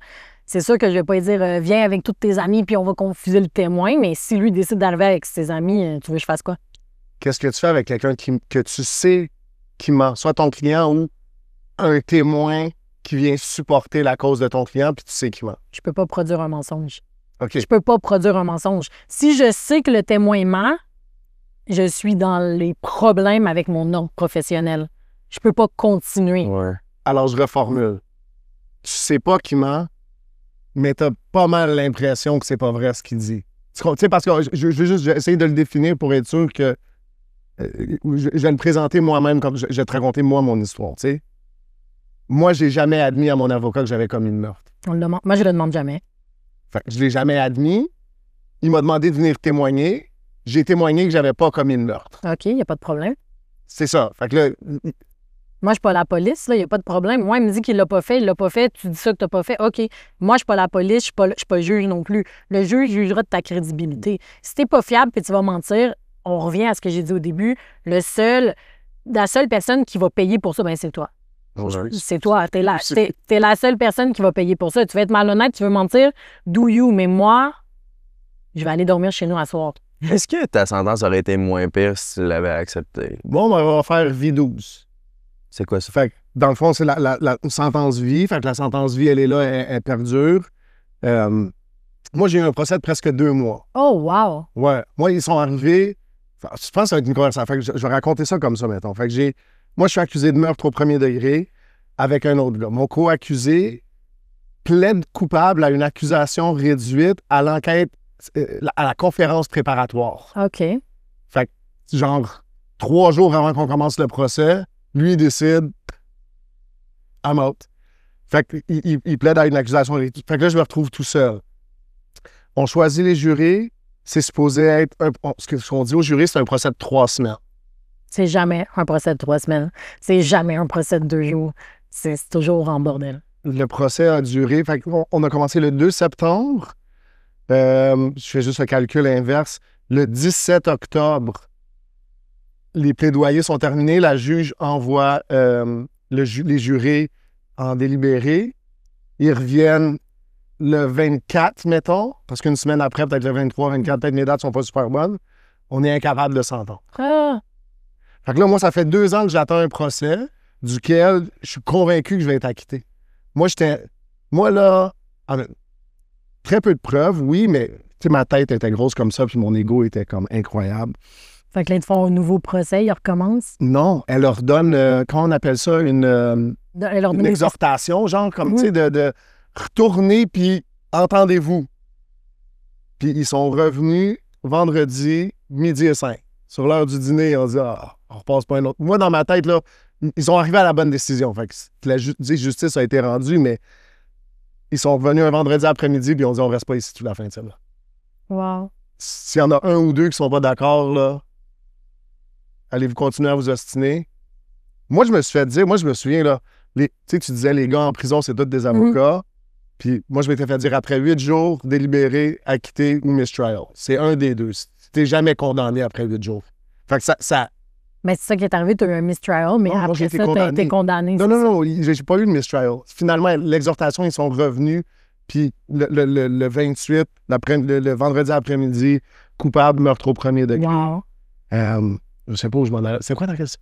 C'était si t'avais dit que tu l'avais tué. Ouais.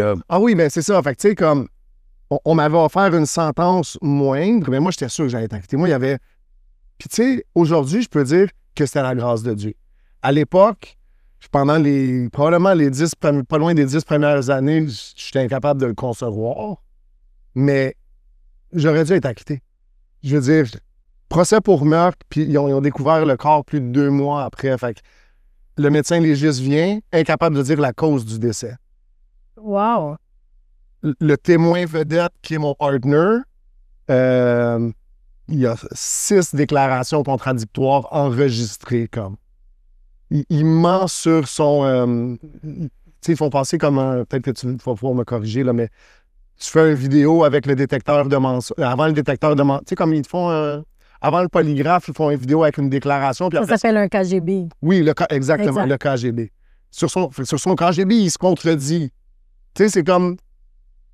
Il n'y avait aucune raison que je sois reconnu. Légalement, là, moi, j'ai fait de la blague par la suite. J'ai dit, j'aurais dû me défendre. Au moins, j'aurais eu le fun. Puis je me poserais la question, j'aurais eu le fun d'avoir un procès que c'était moi l'avocat, tu sais.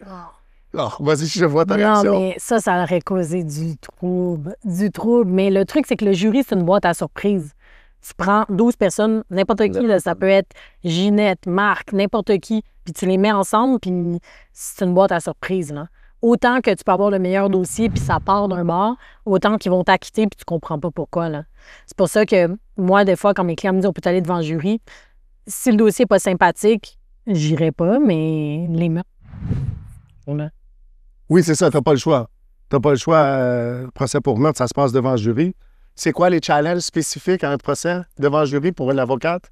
C'est que tu n'as pas de contrôle sur la décision. Même si tu donnes tous les arguments puis que le juge donne des instructions, tu n'as pas de contrôle sur la façon qu'ils vont percevoir les choses, sur leurs émotions. Parce que le juge va essayer d'être le plus impartial possible puis de se distancier de ses émotions, mais eux, tu ne sais pas comment ils vont gérer leurs émotions, là. Ils peuvent bien dire « Ah oui, je vais être impartial », mais à la lumière de la preuve, peut-être qu'ils ne le seront plus. Peut-être que là, ils vont se laisser emporter par leurs préjugés. Tu ne le sais pas, tu n'as pas de contrôle, puis ils disent rien. Ils sont assis là, ils t'écoutent, puis tu n'as aucune idée de ce qu'ils pensent. Donc, je dirais que c'est surtout ça. Parle-moi des plaidoyers. On voit dans les films, les plaidoyers, c'est des affaires incroyables, puis tout, tu sais. Moi, mon expérience, c'est que le plaidoyer, c'est très factuel, puis très... Exactement, mais il y en a, ça dépend du style d'avocat que t'es. Il y a des avocats qui vont vraiment vouloir aller dans la flamboyance, puis ils vont être comme... Rah! Mais moi, avec l'expérience que j'ai appris, c'est que les juges aiment vraiment que tu les amènes straight to the point. Tu les prends, tu les amènes là. Il y a ça, c'est ça le problème, c'est ça la décision que tu dois rendre. Pourquoi? Ça, c'est les exemples, vas-y. Ça sert à rien de faire tout un tralala. Tu vas perdre le juge. Tu dois vraiment l'amener directement où tu veux qu'il s'en aille. Donc, c'est vraiment cartésien. OK. Ton client idéal, il fait quoi? Genre, tu sais, moi, je vais te donner l'exemple. J'étais accusé de meurtre, tu sais, puis j'étais un petit peu un nerd, puis j'aime ça. Mon avocat, il m'a envoyé toutes les jurisprudences, puis tu sais, moi, je voulais faire une enquête caution, tu sais. Puis là, il m'a envoyé tous les dossiers qu'il y avait eu. Puis là, je cherchais. Est-ce que c'est quelque chose que t'aimes en tant qu'avocate ou c'est comme laisse-moi faire ma job puis fais ton chiffre? J'aime qu'ils m'écrivent leur version des faits au début. Par exemple, tu sais, on va prendre un dossier de violence conjugale. OK? Le gars se fait arrêter, il me dit c'est pas vrai, c'est pas vrai. Je dis écris-moi en détail toute ta déclaration des faits. Là, il m'écrit tout. Puis si après, il veut chercher de la jurisprudence puis il me l'envoyer, bien tant mieux. Honnêtement, ça me dérange pas. Il y a des gars en prison qui m'envoient ça par fax. Ils demandent à leur délégué en prison de m'envoyer ça par fax, puis là, je reçois un petit fax, puis là, ils ont cherché dans les livres. Mais tant mieux, parce qu'ils ont peut-être trouvé quelque chose que moi, j'avais pas vu, ou peut-être que c'est un aspect, ou des fois, c'est juste pas pertinent. Là, des fois, ils m'envoient de la boîte aussi, puis je dis ça, puis je suis comme... Mais merci, tu sais, de l'effort. Mais c'est bien qu'ils travaillent dans leur dossier puis qu'ils collaborent, parce qu'il y en a des clients qui collaborent pas, là. Je suis obligée de courir après eux. Je veux plus que eux que ça se termine. Mais... Qu'est-ce que tu fais quand un client ne se présente pas à sa date de cours? Ah, bien là, je ne vais pas le chercher chez eux. Moi, j'y ai donné sa date de cours. S'il ne se présente pas, rendu là, il est adulte. Tu veux que je fasse quoi? Okay. Je ne vais pas aller le chercher chez eux. Si je te l'ai rappelé puis tu ne l'as pas mis dans ton agenda, habituellement, je t'envoie un rappel la fin de semaine avant. Je te dis, ben, oublie pas ta date de cours, telle date. Puis si tu l'oublies puis tu ne veux pas venir, là. Est-ce que tu pars automatiquement quand ça arrive? Non, il va juste être mandat. Puis il me rappellera quand il se fera arrêter, là, mais... Tu sais, qu'est-ce que tu veux que je te dise? Si tu viens pas à tes dates de cours, t'es pas organisé. Ouais. Je peux pas vouloir plus que toi, là. En faisant du droit criminel, est-ce qu'on se retrouve des fois dans des situations où parce que tu travailles par référencement, mettons, tu te retrouves à défendre souvent des gens, mettons, d'un même groupe criminalisé, genre. Tout le temps. Tout le temps. T'as l'ami de l'ami de l'ami de l'ami de l'ami de l'ami de l'ami, puis c'est comme ça que ça... C'est comme ça que ça vient. Donc oui, tu représentes tout le monde. Puis est-ce que tu représentes des fois des gens de l'autre groupe aussi, ou moins? Ou... Ce que j'ai appris avec le temps, c'est que, tu sais, des fois, les gens, ils vont dire « Ah, t'es d'un côté, t'es de l'autre côté », mais ce que j'ai appris avec le temps, c'est que t'as pas de côté en tant qu'avocat. T'es impartial. Fait que si t'es un client puis tu veux mes services, mes autres clients ne te regardent pas. Puis ça, je l'ai appris avec le temps. Parce qu'au début, on m'affiliait surtout à un côté ou à un secteur quand j'étais plus jeune, mais ça coupait des opportunités avec d'autres dossiers. Mais rendu là, ça ne te regarde pas. Puis ça, je le dis à mes clients. Mes clients ne te regardent pas. Ce que je fais ne te regarde pas. Puis si t'es pas à l'aise, ben tu peux t'en aller. C'est vraiment correct. Hier, on parlait de comptabilité. Je disais, tu sais, d'évaluer un comptable. Tu sais, c'est facile de biler des heures puis de monter des honoraires incroyables. Comment vous faites ça en tant qu'avocat? Moi, je charge à forfait. Quand je prends de l'aide juridique aussi, là, puis je vous expliquerai pourquoi après, mais je charge au forfait. Par exemple, par dossier, ça vaut tant. Par jour de procès, ça vaut tant. Puis c'est vraiment déterminé par rapport aux actes qui vont devoir être faits dans le dossier. Pas par le nombre d'heures. Pas par le nombre d'heures, non. Mais l'aide juridique, il y a des gens qui vont dire c'est des avocats gratuits, c'est faux. C'est vraiment faux. Ça, c'est un mythe.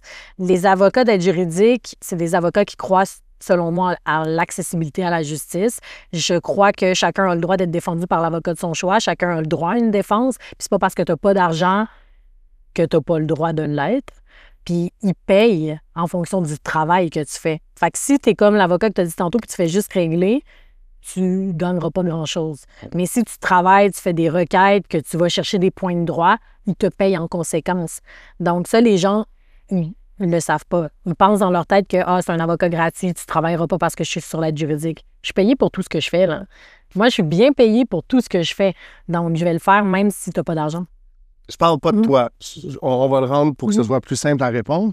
C'est quoi la place de l'intelligence artificielle dans la recherche, justement, de jurisprudence aujourd'hui? À quel point est-ce que ça accélère le travail d'un avocat? C'est une bonne question, ça. Je le fais quand même, honnêtement, mais ils se trompent beaucoup. Ça peut servir de squelette. Donc, que tu y marques une question, tu leur demandes une banque, puis après ça, c'est à toi de faire le tri là-dedans. Parce que ça donne un bon squelette, mais souvent, ils sont vraiment à gauche. Là. Ils sont souvent à gauche. Mais là, j'ai remarqué que les banques de données, par exemple, Canly, ça, c'est une banque de données de jurisprudence, ils ont des résumés AI maintenant. Donc, ça facilite les recherches comme ça. C'est vraiment plus ciblé qu'avant. Mais oui, je m'en sers quand même pour établir un framework. Puis après, moi, je le travaille à partir de ça. Sur ChatGPT, maintenant? Ouais. Ah ouais. Salut, mon dossier, c'est le tel au Québec. Peux-tu me sortir une liste de juristes? Fait qu'après, je prends, puis une par une, je m'en vais les regarder, puis je vois si ça fait du sens ou non. Tu veux-tu décrire ce processus-là de regarder une jurisprudence, juste pour les gens qui ne connaissent pas nécessairement le système judiciaire? Tu sais, moi, je me souviens d'avoir fait cet exercice-là, puis... Tu sais, là, j'en envoyais à mon... C'est facile, regarde, je vais même être acquitté, tu sais. Puis mon avocat qui disait, non, t'as mal compris. Non, c'est ça, lui, non, c'est vraiment ça, parce que les jurisprudences, c'est des cas qui ont déjà été rendus dans le passé, mais c'est par écrit. Donc, c'est tous les dossiers de cours par écrit qui ont déjà été rendus dans le passé, puis ils font comme une banque de données avec ça. Donc, moi, ce que j'ai à faire, c'est d'essayer de trouver les dossiers les plus similaires. Au début, c'est les faits, le droit, l'analyse, les conclusions. Donc, moi, ce que je dois regarder, c'est au niveau des faits, puis au niveau des questions. Puis après ça, je regarde l'analyse, puis je prends lequel est favorable pour moi. OK. Une autre question. Explique-moi le processus, puis je vais te laisser choisir le délit, mettons. Mais explique-moi le processus entre je me suis fait arrêter, puis on arrive à la fin de ton travail. Fait que je me suis fait arrêter, j'appelle Vicky Powell, maître, je suis au poste de police. Mettons, on en parlait quelqu'un qui vole une chaîne dans le métro, là.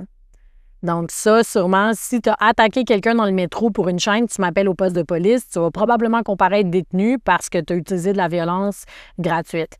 Donc là, le lendemain matin, tu arrives devant le juge, on plaide non coupable. Donc ça veut dire qu'on protège les droits. Même si la personne est coupable, tu n'as même pas lu la preuve à ce moment-là, donc tu peux rien faire à part dire « OK, on protège les droits ». Là, soit que Je vais faire une pause. Oui. Qu'est-ce que tu dis à ton client quand il t'appelle? Bon, là, tu vas comparaître détenu demain matin. Là, on va voir si je peux avoir des conditions pour ta remise en liberté. Si la couronne consent, tu vas sortir demain. Si elle ne consent pas, ça va aller le lendemain. OK, je vais reformuler parce que... C'est exactement comme ça que je le Non, mais ce que je veux dire, c'est ne dis rien à la police. Ah ben oui, tout le temps, là. Tu Mais ne ça- parles pas. Tu ne parles pas. Puis là, des fois, je leur donne des tactiques. Je leur demande souvent, as-tu des co-accusés? Vous êtes combien? Vous êtes 4? Parfait. Ils vont probablement essayer de te dire que l'autre a parlé. C'est pas vrai. C'est un mensonge. Ouais. Ils peuvent le dire. Puis ça, je leur dis, ils peuvent te dire que Claude a parlé. Puis Claude n'a rien dit. C'est juste pour faire de la pression. Puis ils vont sûrement te dire aussi qu'ils savent que tu n'as rien fait. C'est pas vrai. C'est juste pour te manipuler. Fait que tombe pas dans le panneau. Ça, c'est des trucs que souvent, je leur explique quand ils sont plusieurs dans un projet. Parce qu'après, ils m'arrivent. Ouais, mais ils m'ont dit que l'autre a parlé. Ouais, mais l'autre n'a pas parlé. Tu t'es juste fait pogner. Ah! Voilà. Non, mais Ils sont vraiment de même, là. Ouais. Ouais, fait que moi, ma stratégie, c'était je donnais mon nom puis ma date de naissance. Fait que Exact. c'était mes deux réponses à peu importe tes questions, c'est mon nom puis ma date de naissance. Fait qu'à un moment donné, tu sais, c'est une game. Tu sais, Mais- tu me poses toutes tes questions, Emmanuel Ouellet, 12 mai 1982. Mais il y en a qui connaissent la game. Fait que les détails que je vais donner vont dépendre. Tu sais, il y en a que je vais dire, tu sais déjà c'est comment, oui, OK, c'est beau, parfait, va te coucher. Tu sais, puis ils vont juste refuser de sortir de leur cellule. Ils connaissent tellement bien ça, mais quand c'est des premiers, des Oui. first Il offenders, faut que je sorte, là, Vicky, il faut que je sorte. mais eux, il faut vraiment que tu pars de la base. Bon, là, les policiers vont te demander, t'as-tu faim? Ils vont te demander c'est le nom de ta mère, si tu as des frères et sœurs, si tu as été à l'école, si tu as écouté le hockey hier, si tu aimes le soccer. Ils vont essayer de te mettre à l'aise. Puis une fois que tu es à l'aise, c'est là qu'ils vont rentrer dans le sujet. Puis vu que tu es déjà à l'aise puis tu as commencé à parler, tu vas juste partir. Donc quand c'est les premiers offenders, ça, il faut vraiment prendre le temps de moi, je bien- tomberais dans le panneau. Ben, Toi, t'es pas. You're not built for this, bro. La phrase qui me frappe, là, c'est. Puis je me souviens, j'avais entendu dans un film, puis c'était la première fois que ça m'avait frappé, mais ça dit comme tout ce que tu diras sera retenu contre toi. Fait que c'est même pas la possibilité, c'est le fait que ça va être retenu contre toi. Fait que c'est comme si dès que tu te mets à leur parler, là, t'as perdu. Hey, non, mais il y en a des clients, là, juste une question tellement stupide, OK? Ouais, OK, c'est quoi ton nom, ta date de naissance? C'est quoi ton numéro de téléphone? Puis là, il donne son numéro de téléphone. Puis là, le cave, ben, le numéro de téléphone, c'était lui qui a servi à faire le crime. Ils l'ont localisé sur les tours, puis ils viennent se vendre. Aussi simple que ça. Aussi simple qu'un numéro de téléphone. Puis là, il était comme, oui, mais là, comment ils savent le téléphone? Et tu l'as dit. Tu as donné ton numéro de téléphone. Ouais. Oh non. Mais. Parce que là, tu as le téléphone, mais tu sais pas, il est à qui. Toi, tu t'en vas dire que le téléphone est à toi. Fait qu'il faut rien dire. Quand je dis qu'il faut rien dire, il faut rien dire. Ou l'adresse. Ah ouais, j'habite à telle adresse. Ils ont cloqué l'adresse, par exemple. Ils ont déjà l'enquête, là. Quand ils t'arrêtent, ils ont probablement déjà tout. Ils ont localisé le crime à cet endroit-là, puis tu viens de dire que c'est ton adresse.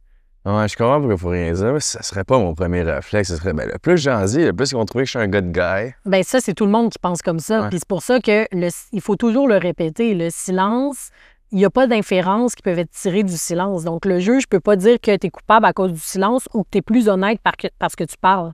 Ça n'a aucune valeur. Parce qu'il y en a des gars qui sont hyper coupables puis qui vont aller raconter leur vie, là. Ils sont vraiment coupables. Ça veut rien dire. Fait que je vais te laisser revenir à tu t'expliquais. Fait que là, tu reçois l'appel. Exact. Là, on passe en cours, mais habituellement, je le sais, je le demande à la police, demande-y s'il va te remettre en liberté ou non. Là, la police va me dire non, il comparaît détenu. Fait que là, je dis parfait, tu vas dormir ici, demain, on va passer devant le juge, puis je vais essayer d'avoir des conditions. Habituellement, j'appelle la couronne le matin, puis je lui dis salut, est-ce qu'il y a des possibilités d'avoir des conditions? Oui, non. Puis là, je peux rappeler mon client puis dire OK, c'est beau, tu as des conditions, tu sors tantôt, ou ça va aller à demain. Fait que là, si ça va à demain, on plaide non coupable, on s'en va à l'enquête de caution, puis c'est là qu'on essaye de voir si on peut négocier ou non. Puis des fois, ben, il n'y a rien à faire. Donc, ce premier appel-là avec la couronne, c'est de voir si eux, ils ont une ouverture À le laisser à sortir. te laisser Ils vont sortir. me dire, ton client a-tu une adresse? Y a-tu des garanties? Y a-tu quelqu'un qui peut faire un dépôt pour lui? Oui, OK, c'est beau. OK, on le laisse sortir. Puis là, s'ils disent non, ben là, on entre dans le duel, si on veut, dans cette... On rentre dans un jeu de négociation. OK. Qu'est-ce qui te rassurerait? Est-ce que, comme là, avec les violences conjugales, maintenant, il y a les bracelets anti-rapprochement. OK. Fait que là, je leur demande, est-ce qu'un bracelet te rassurerait? Si oui, on pourrait faire l'évaluation. S'ils me disent, ouais, OK, un bracelet, ça me rassure. Parfait, là, on vient de trouver un terrain d'entente. Un bracelet anti-rapprochement. Ouais. Ça marche comment, ça? C'est les victimes ont un téléphone qui est fourni par le service de probation ou c'est une application. Donc, eux, c'est comme un GPS qui est à l'intérieur, qui est synqué avec le bracelet qui est sur la personne accusée. Il y a un bracelet dans son pied. Puis s'il s'approche dans un rayon de, mettons, 5 km, ça va se mettre à sonner sur le téléphone de la victime. Là, est-ce que ça sonne pas sur... Ça va alerter l'approbation. Mais le gars avec son... Lui aussi, puis ça va sonner. Là, c'est de la responsabilité de te déplacer, genre? Il faut que tu sortes. Ou même... Je sais pas de quel bord, tu sais, ça doit Non, mais sécurisant. il parle. Les agents, ils peuvent te parler sur le bracelet. Non, oui. Salut, t'es dans le rayon, sors du rayon. Parce Il que... y a des speakers sur le Ouais, bracelet. il te parle à travers. Non, oui. Oui, à un moment donné, mon client capotait parce que le bracelet ne peut pas aller en bas de 20 là. Si tu mets ton bracelet en bas de 20 t'es en bris. Fait que là, il me dit, il n'y a plus d'électricité chez nous, je suis en panique. J'ai dit, pèse sur le bracelet puis appelle l'agent de probation. Puis là, il était comme, salut, j'ai plus de batterie. Fait que là, il avait avisé la police que si le bracelet shut down, c'est pas parce qu'il voulait, mais parce qu'il y avait une panne d'électricité pour pas que la police débarque chez eux puis l'arrête, là. Mais la police est allée, tout le monde est alerté. Au palais de justice, il y en a qui s'amusent à faire ça. Il y a des victimes, là, mettons que mon client sait qui est au palais aujourd'hui, ils vont venir puis ils vont faire sonner le bracelet. Fait que là, le branle-bas de combat, là, tout le monde va arrêter dans le palais. Fait qu'habituellement, je le dis d'avance. Mon client, tantôt cet après-midi, un bracelet anti-rapprochement, la plaignante va être là. Fait que quand ça se met à sonner, Que tout le monde sache. tout le monde sait. Fait qu'habituellement, on se le dit puis on communique ensemble pour pas que le bracelet se mette à sonner puis qu'il se fasse arrêter dans le corridor. Fait que là, en cas de caution passée, mettons, si je veux nous donner les deux scénarios, un gars qui est dehors, fait que là, tu ressors, tu vas avoir une autre date de cours, Ouais. ou le gars qui reste incarcéré. Ben, c'est le même Ou la fille. processus. C'est le même processus, c'est juste que de tu es ton détenu. côté, oui. C'est sûr que moi, si mon client est dehors, j'ai peut-être moins de pression à aller vite que si le client est détenu. Parce que lui, dehors, il vit sa vie, là, à moins qu'il y ait des conditions, un 24 heures ou quelque chose comme ça, puis il est comme vite, je veux que ça achève. Je vais me dépêcher, mais habituellement, je suis quand même assez vite pour régler mes choses. Je sais si c'est un dossier. Quand je le lis, je sais si c'est un dossier qui est pour aller à procès. Je le sais direct. J'ouvre le dossier, je le vois là. Ouais. OK, on a une défense. Si on n'a pas de défense, c'est là que ça peut être un peu plus long parce que je demandais au client de se constituer un profil. C'est-à-dire? Travail, école, bénévolat, n'importe quoi de positif pour essayer qu'il n'y ait pas de l'air d'un tout croche. Hein. Puis ça influence la sentence qui va être rendue. Absolument. OK. T'sais, absolument. Si quelqu'un fait rien puis qu'il fait juste rester chez eux puis qu'il se pogne le beigne, la couronne va avoir beaucoup plus de facilité à vouloir l'envoyer en prison que quelqu'un qui, depuis les infractions, s'est retrouvé un travail, fait du bénévolat, s'implique dans le sport, si ça. Ça, ils prennent ça en considération. Thérapie, peu importe. OK. Qu'est-ce que tu fais dans une situation où la personne, elle est très repentante? Tu sais, j'ai fait quelque chose, j'aurais pas dû, c'est fait. Je veux juste plaider coupable. Je prends un deal. OK. Mais ça dépend de son profil. S'il n'y a pas d'antécédent, est-ce que je peux éviter le dossier? Est-ce que je peux éviter le casier? Puis c'est là que je vais voir comment je peux éviter le casier. Est-ce que je peux éviter la prison? Si oui, comment je peux éviter la prison? Tu sais, c'est là que toutes les possibilités s'ouvrent, puis qu'avec le profil, tu essaies de trouver ce qui est le plus avantageux.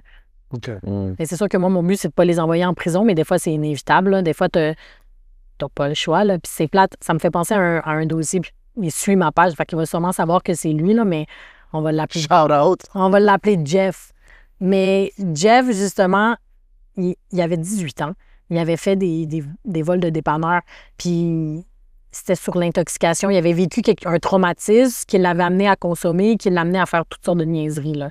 Mais c'était des vols avec des fausses armes. Donc, techniquement, il y avait plein de peines minimales qui s'ajoutaient les unes les autres. J'ai réussi à le remettre en liberté. Il n'y avait pas d'antécédent chez sa mère, puis lui a fait un 180. Là. Un 180. J'avais justement ça, je savais qu'il allait rentrer en prison à un moment donné. Fait qu'il fallait gagner du temps. Donc, pendant ça, il s'est inscrit au cégep, il a fini son cégep, il s'était ouvert une petite compagnie, il avait fini une thérapie. Honnêtement, là, un nouvel homme. Mais quand on est arrivé pour la sentence, moi, j'y avais dit, c'est sûr que tu rentres en prison, sûr à 100 que tu rentres en prison. On va quand même essayer que ce soit à domicile, mais je peux rien te promettre. Puis la couronne demandait 5 ans. Fait qu'il savait qu'il partait peut-être entre 2 puis 5.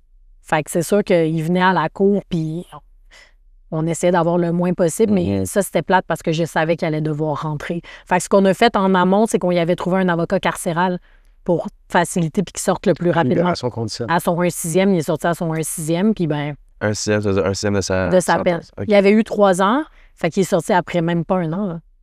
Il est sorti après même pas 1 an. Il est sorti hyper rapidement parce qu'il a continué à faire exactement ce qu'il devait faire. Yes. Fait que des fois, les gens, ils pensent « Ah, je vais aller en prison, c'est fini. » Non. tout ce que tu fais avant de rentrer en prison va être pertinent pour si tu veux sortir à tes libérations conditionnelles. Fait que tout ça, garde-le. Puis oui, tu vas devoir faire un laps en prison, mais tu vas juste sortir plus rapidement. Explique-moi la différence entre une sentence fédérale puis provinciale. Ah, c'est le jour et la nuit, là. C'est le jour et la nuit. Moi, même des fois, je trouve que c'est mieux au fédéral. Moi, je confirme. Je trouve que c'est mieux au fédéral parce que à Bordeaux, là, t'es incarcéré puis il n'y a rien. T'as pas de service, t'as pas de travail, t'as des suivis à moitié. C'est dégueulasse. Pas shout-out à Bordeaux, là. Les gens qui ont écouté ça puis qui ont été à Bordeaux, c'est... Il y a des rats, il y a des coquerelles. Ouf. C'est ça que t'as vu, toi? Bordeaux, ça sent, je sais pas combien d'années, là. Ils ont fait des rénovations, mais Moi, j'étais là avant les rénovations. Fait que j'ai connu les grosses wings de T'as passé combien de temps 180. à Bordeaux? Je sais pas. Peut-être 1 an au total avec toutes mes sentences. Mais j'ai déjà raconté l'histoire, je pense, peut-être dans le podcast de prison, mais je suis rentré à Bordeaux avec. Ils te donnent un roll là, avec tes bras et tout. Puis je suis rentré dans Wing, puis 3 étages. Quel C, il est encore comme ça. Ben, moi, j'étais dans le A. À l'époque, que le A était comme ça. Il y avait des pigeons en haut. C'est comme. Jusqu'à maintenant, moi, je suis convaincu que je pourrais passer un lie detector test, que la musique, la chanson Welcome to the Jungle de Guns N' Roses jouait au moment où je suis rentré. C'était comme si. What is going on? Puis, c'est ça. C'est malade mental. C'est tellement vieux, des fois, là, les toilettes, ils se refoulent tout seuls. Ouais. Genre, les clients, ils me disent, j'ai de l'eau jusqu'aux genoux. C'est dégueulasse. J'ai été même à rencontrer un client à un moment donné. Maintenant, on peut le faire en visio, c'est plus efficace, là, mais avant le COVID, j'y allais. J'étais assis dans le parloir avocat, il y a un rat qui est sorti de je sais pas où. Là. Il est juste sorti. J'ai vu le rat, j'étais comme, oh my God. Ah, j'ai les rats. Non, c'est malade mental. Mais au fédéral, c'est de un, plus propre. C'est le Canada qui le finance. Il y a des programmes. Les agents sont vraiment bien formés pour ta réhabilitation. Puis je trouve que c'est plus facile de te réhabiliter vraiment quand tu es au fédéral qu'au provincial. Parce qu'au provincial, c'est la jungle. C'est good luck. Moi, je suis retourné parce que j'ai eu un procès en révision judiciaire. Fait que je faisais vie 25. On a réduit la date. Puis je suis sorti. Puis je suis revenu. Puis je disais, quand je suis revenu, ma réflexion, c'était de dire, c'est une école pour devenir un sans-abri. C'est comme, maintenant, ils donnent plus d'ustensiles. Ils donnent plus d'oreillers.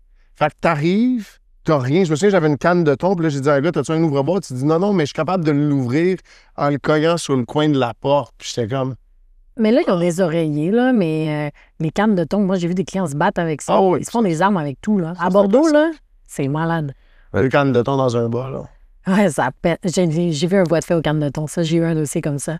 Puis après, ils ont pris la canne, puis ils l'ont comme poignardé avec la canne, là. C'était malade mental. C'était dégueulasse. Ouais, je te dis, c'est l'école du crime. Les gens disent le fédéral, c'est l'école du crime. C'est l'inverse. Moi, je pense que c'est Bordeaux qui est l'école du crime. Où est-ce que tu te vois? C'est quoi tes objectifs de carrière, de vie? Tu sais, mais sans nommer ton âge nécessairement, si tu veux le nommer. Ça me dérange pas, j'ai 33 ans. OK. Fait que je suis pas encore très vieille. Je pense que j'ai encore plein d'opportunités. Mais c'est sûr que les réseaux sociaux m'ont amené une sphère que j'avais jamais vue avant. L'enseignement, ça me tenterait vraiment plus. J'avais jamais pensé à l'enseignement avant là. Puis j'aimerais ça enseigner aux policiers. C'est particulier, hein? Mais je pense que le fait de pouvoir, en tant qu'avocat de défense, enseigner aux policiers, ça pourrait peut-être amener une autre vision pour les futures cohortes de policiers, là. Peut-être qu'ils vont juste s'en foutre complètement de ce que j'ai à dire, puis de mon opinion, puis de mon expérience, mais au moins, s'il y en a quelques-uns qui peuvent être influencés par ce que moi j'ai vécu, puis le derrière du criminel, ce qui est à l'arrière d'eux, puis que ça va changer leur approche, bien tant mieux. J'aimerais ça enseigner, puis je sais pas les autres opportunités qui vont venir pour moi. Ce serait quoi les choses que tu voudrais enseigner? Tu sais, c'est quoi les points, mettons, qu'ils ont besoin de connaître, les policiers? Bien, pour eux, là, j'ai l'impression que pour eux, un bandit, c'est un bandit. Puis qu'ils voient pas qu'un bandit, c'est un humain. J'aimerais ça qu'ils comprennent, des fois, cet aspect-là. Puis je pense que c'est important qu'il y ait plus d'éducation qui soit faite. J'en parle tout le temps des policiers, là, mais il y a tellement de réalités à Montréal, là, surtout quand tu travailles dans des grandes villes, la consommation, puis l'itinérance, puis les problèmes de santé mentale, je trouve qu'ils sont pas assez formés pour ça, puis que des fois, ça l'amène à des abus qui devraient jamais arriver parce que la personne a des problèmes X. Puis des fois, le bandit est pas juste un bandit parce qu'il veut être un bandit. C'est ça qu'il faut que tu comprennes, puis que tu le traites comme un humain puis pas comme un chien. Mais... J'ai écouté les vidéos, puis je vais pas divulguer c'est qui, là, mais il filmait. Il y a des amis policiers, puis les policiers, ils le font embarquer dans le char, puis ils se promènent, puis lui, il est là avec son iPhone, puis il filme. Là. Puis là, juste, ça me stand à quel point les policiers, c'est que, de un, c'est des humains, là, mais comme la façon qu'ils parlaient du monde, fait qu'ils se promènent, puis là, ils se promènent, ils font « Tasse-toi le cave! » Là, ils arrêtent, il se passe de quoi? « Bon, ça va le pogner le sale! » Tu sais, la façon qu'ils parlent du monde. Mais tu sais, un sans-abri, c'est pas un sale. Puis c'est ça que les gens comprennent pas. Ça n'a pas d'affaire dans la bouche de personne, encore moins dans la bouche d'un agent de la paix ou d'un policier. C'est pas un sale, là. C'est quelqu'un qui a des problématiques, peut-être sensible un peu à la situation, mais... Mais c'est ça que je trouvais que c'était vraiment juste des... c'est comme des pions, puis fallait qu'il y en avait des bons, il y en avait des mauvais, puis on s'en va pogner les mauvais, genre, puis c'était juste ça. Moi, je vais y aller à différents niveaux. Je pense que le premier niveau, c'est... Je pense que ça doit être... Je suis convaincu que c'est impossible de concevoir le stress qu'ils vivent. Impossible. Les policiers, Ouais. quand, tu sais, ça, tu sais jamais à quoi t'attendre, tu sais jamais qu'est-ce qui va se passer, puis surtout dans le climat actuel, peut-être que c'est moins pire ici que ce qu'on voit aux États-Unis, mais chaque fois qu'ils font une intervention, est-ce que je suis en train de me faire filmer? Est-ce que ça va déraper? Est-ce que... Fait que ça, je vais mettre ça, je vais juste nommer ça, vrai, mettons, pour commencer, le stress qu'ils vivent. Après ça, je pense que tu as un pouvoir qui, sans dire qu'il est absolu, mais qui, dans un moment, peut sembler absolu, tu sais? Puis soit tu le reçois, puis tu dis « quelle responsabilité », puis ça t'amène un sens d'humilité, ou soit tu dis « ah, j'ai tout le pouvoir », tu sais, puis tu te transformes en un écœurant, mettons, tu sais. Je pense qu'il y a ces deux côtés-là de la chose, là, mais... Mais il y en a qui sont vraiment... qui se transforment en écœurants, puis il y en a qui sont hyper humains. Puis ça, je l'ai dit, des fois, il y en a des policiers qui viennent dans mes DM, hein. Quand je mets des vidéos, ouais, il y en a plein dans mes DM. Salut, je suis agent de la paix, je suis policier, j'ai vu tes vidéos. Si ça, j'aime l'intervention. Puis tu sais, je leur dis, ceux qui viennent me voir en mode j'aime ce que tu fais, puis je comprends. Moi, je leur dis, moi, je comprends que ton travail est ingrat aussi. Là. Tu sais, me faire cracher dessus à 6 h le matin, non, je pourrais jamais. Je pourrais jamais me faire traiter de cochon. Puis tu sais, des fois, tu le vois, les vidéos, là, les gens là, sont baveux. Là. Oui. Il y en a qui ont une patience, mais incroyable. Mais c'est difficile de rester humain quand tu te fais pas traiter humainement. Tu sais, c'est ça, là, tu sais, c'est... Ouais. Non, mais il y en a, ils se font cracher dessus, lancer de la merde. Tu sais, il y en a, là, des fois, des gens avec des problèmes de santé mentale, dans l'auto de police, littéralement, ils se chient dessus, puis ils lancent dans les trous de la grille, ils en mettent partout dans le chat. Je pourrais jamais faire ce travail-là. Tu vois, tu dis « arc Oh my God. ». Moi, ça m'est jamais arrivé, mais je connais... Mais là, dis-toi, tu te fais arrêter après ce gars-là. Parce que le policier, après son chiffre, là... Tu sais, oui, ils vont nettoyer la voiture, mais pendant son chiffre, il l'amène au poste de police, puis s'il en ramène un autre, il reste dans son auto. C'est vraiment un travail ingrat. C'est ingrat comme travail, mais il y en a qui n'ont pas leur place là. Tu sais, si t'es pas capable de contrôler tes émotions, je pense qu'il y a un travail de contrôle de soi qui doit être fait. Si t'es pas capable de contrôler tes émotions, sors, va-t'en. Ouais. Va ailleurs, deviens tout ce que tu veux, même pas police. Hein. Je suis tellement pas un bandit, là. Mais tant mieux. Oui, c'est ça. Tant mieux. Mais oui, c'est ça, tant mieux. Mais en passant, c'est pas cool d'être un bandit. Ça, là, on le fait, je sais pas à qui qu'on s'adresse, là, mais pour les jeunes qui écoutent votre podcast, c'est pas cool d'être un bandit. Il n'y a rien de glamour là-dedans. Ça ne va rien apporter sur le long terme, ni sur le court terme. Non, c'est fou. Un petit thrill. Ça va apporter un petit peu, peut-être un 500$, un 1000$, puis si t'es bon, peut-être un 10 000$, mais c'est éphémère, hein? Puis ça se perd aussi vite que ça a été gagné. Il y a des conséquences super longues dans le temps. Puis, tu sais, tu parlais de salaire de quoi à Bordeaux, puis je pense que souvent, c'est cette partie-là qui est oubliée.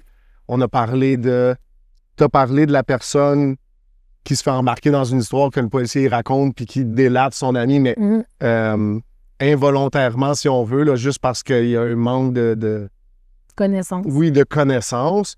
Après ça, c'est toutes les autres qui vont décider de, tu sais quoi, c'est pas moi qui va faire la sentence.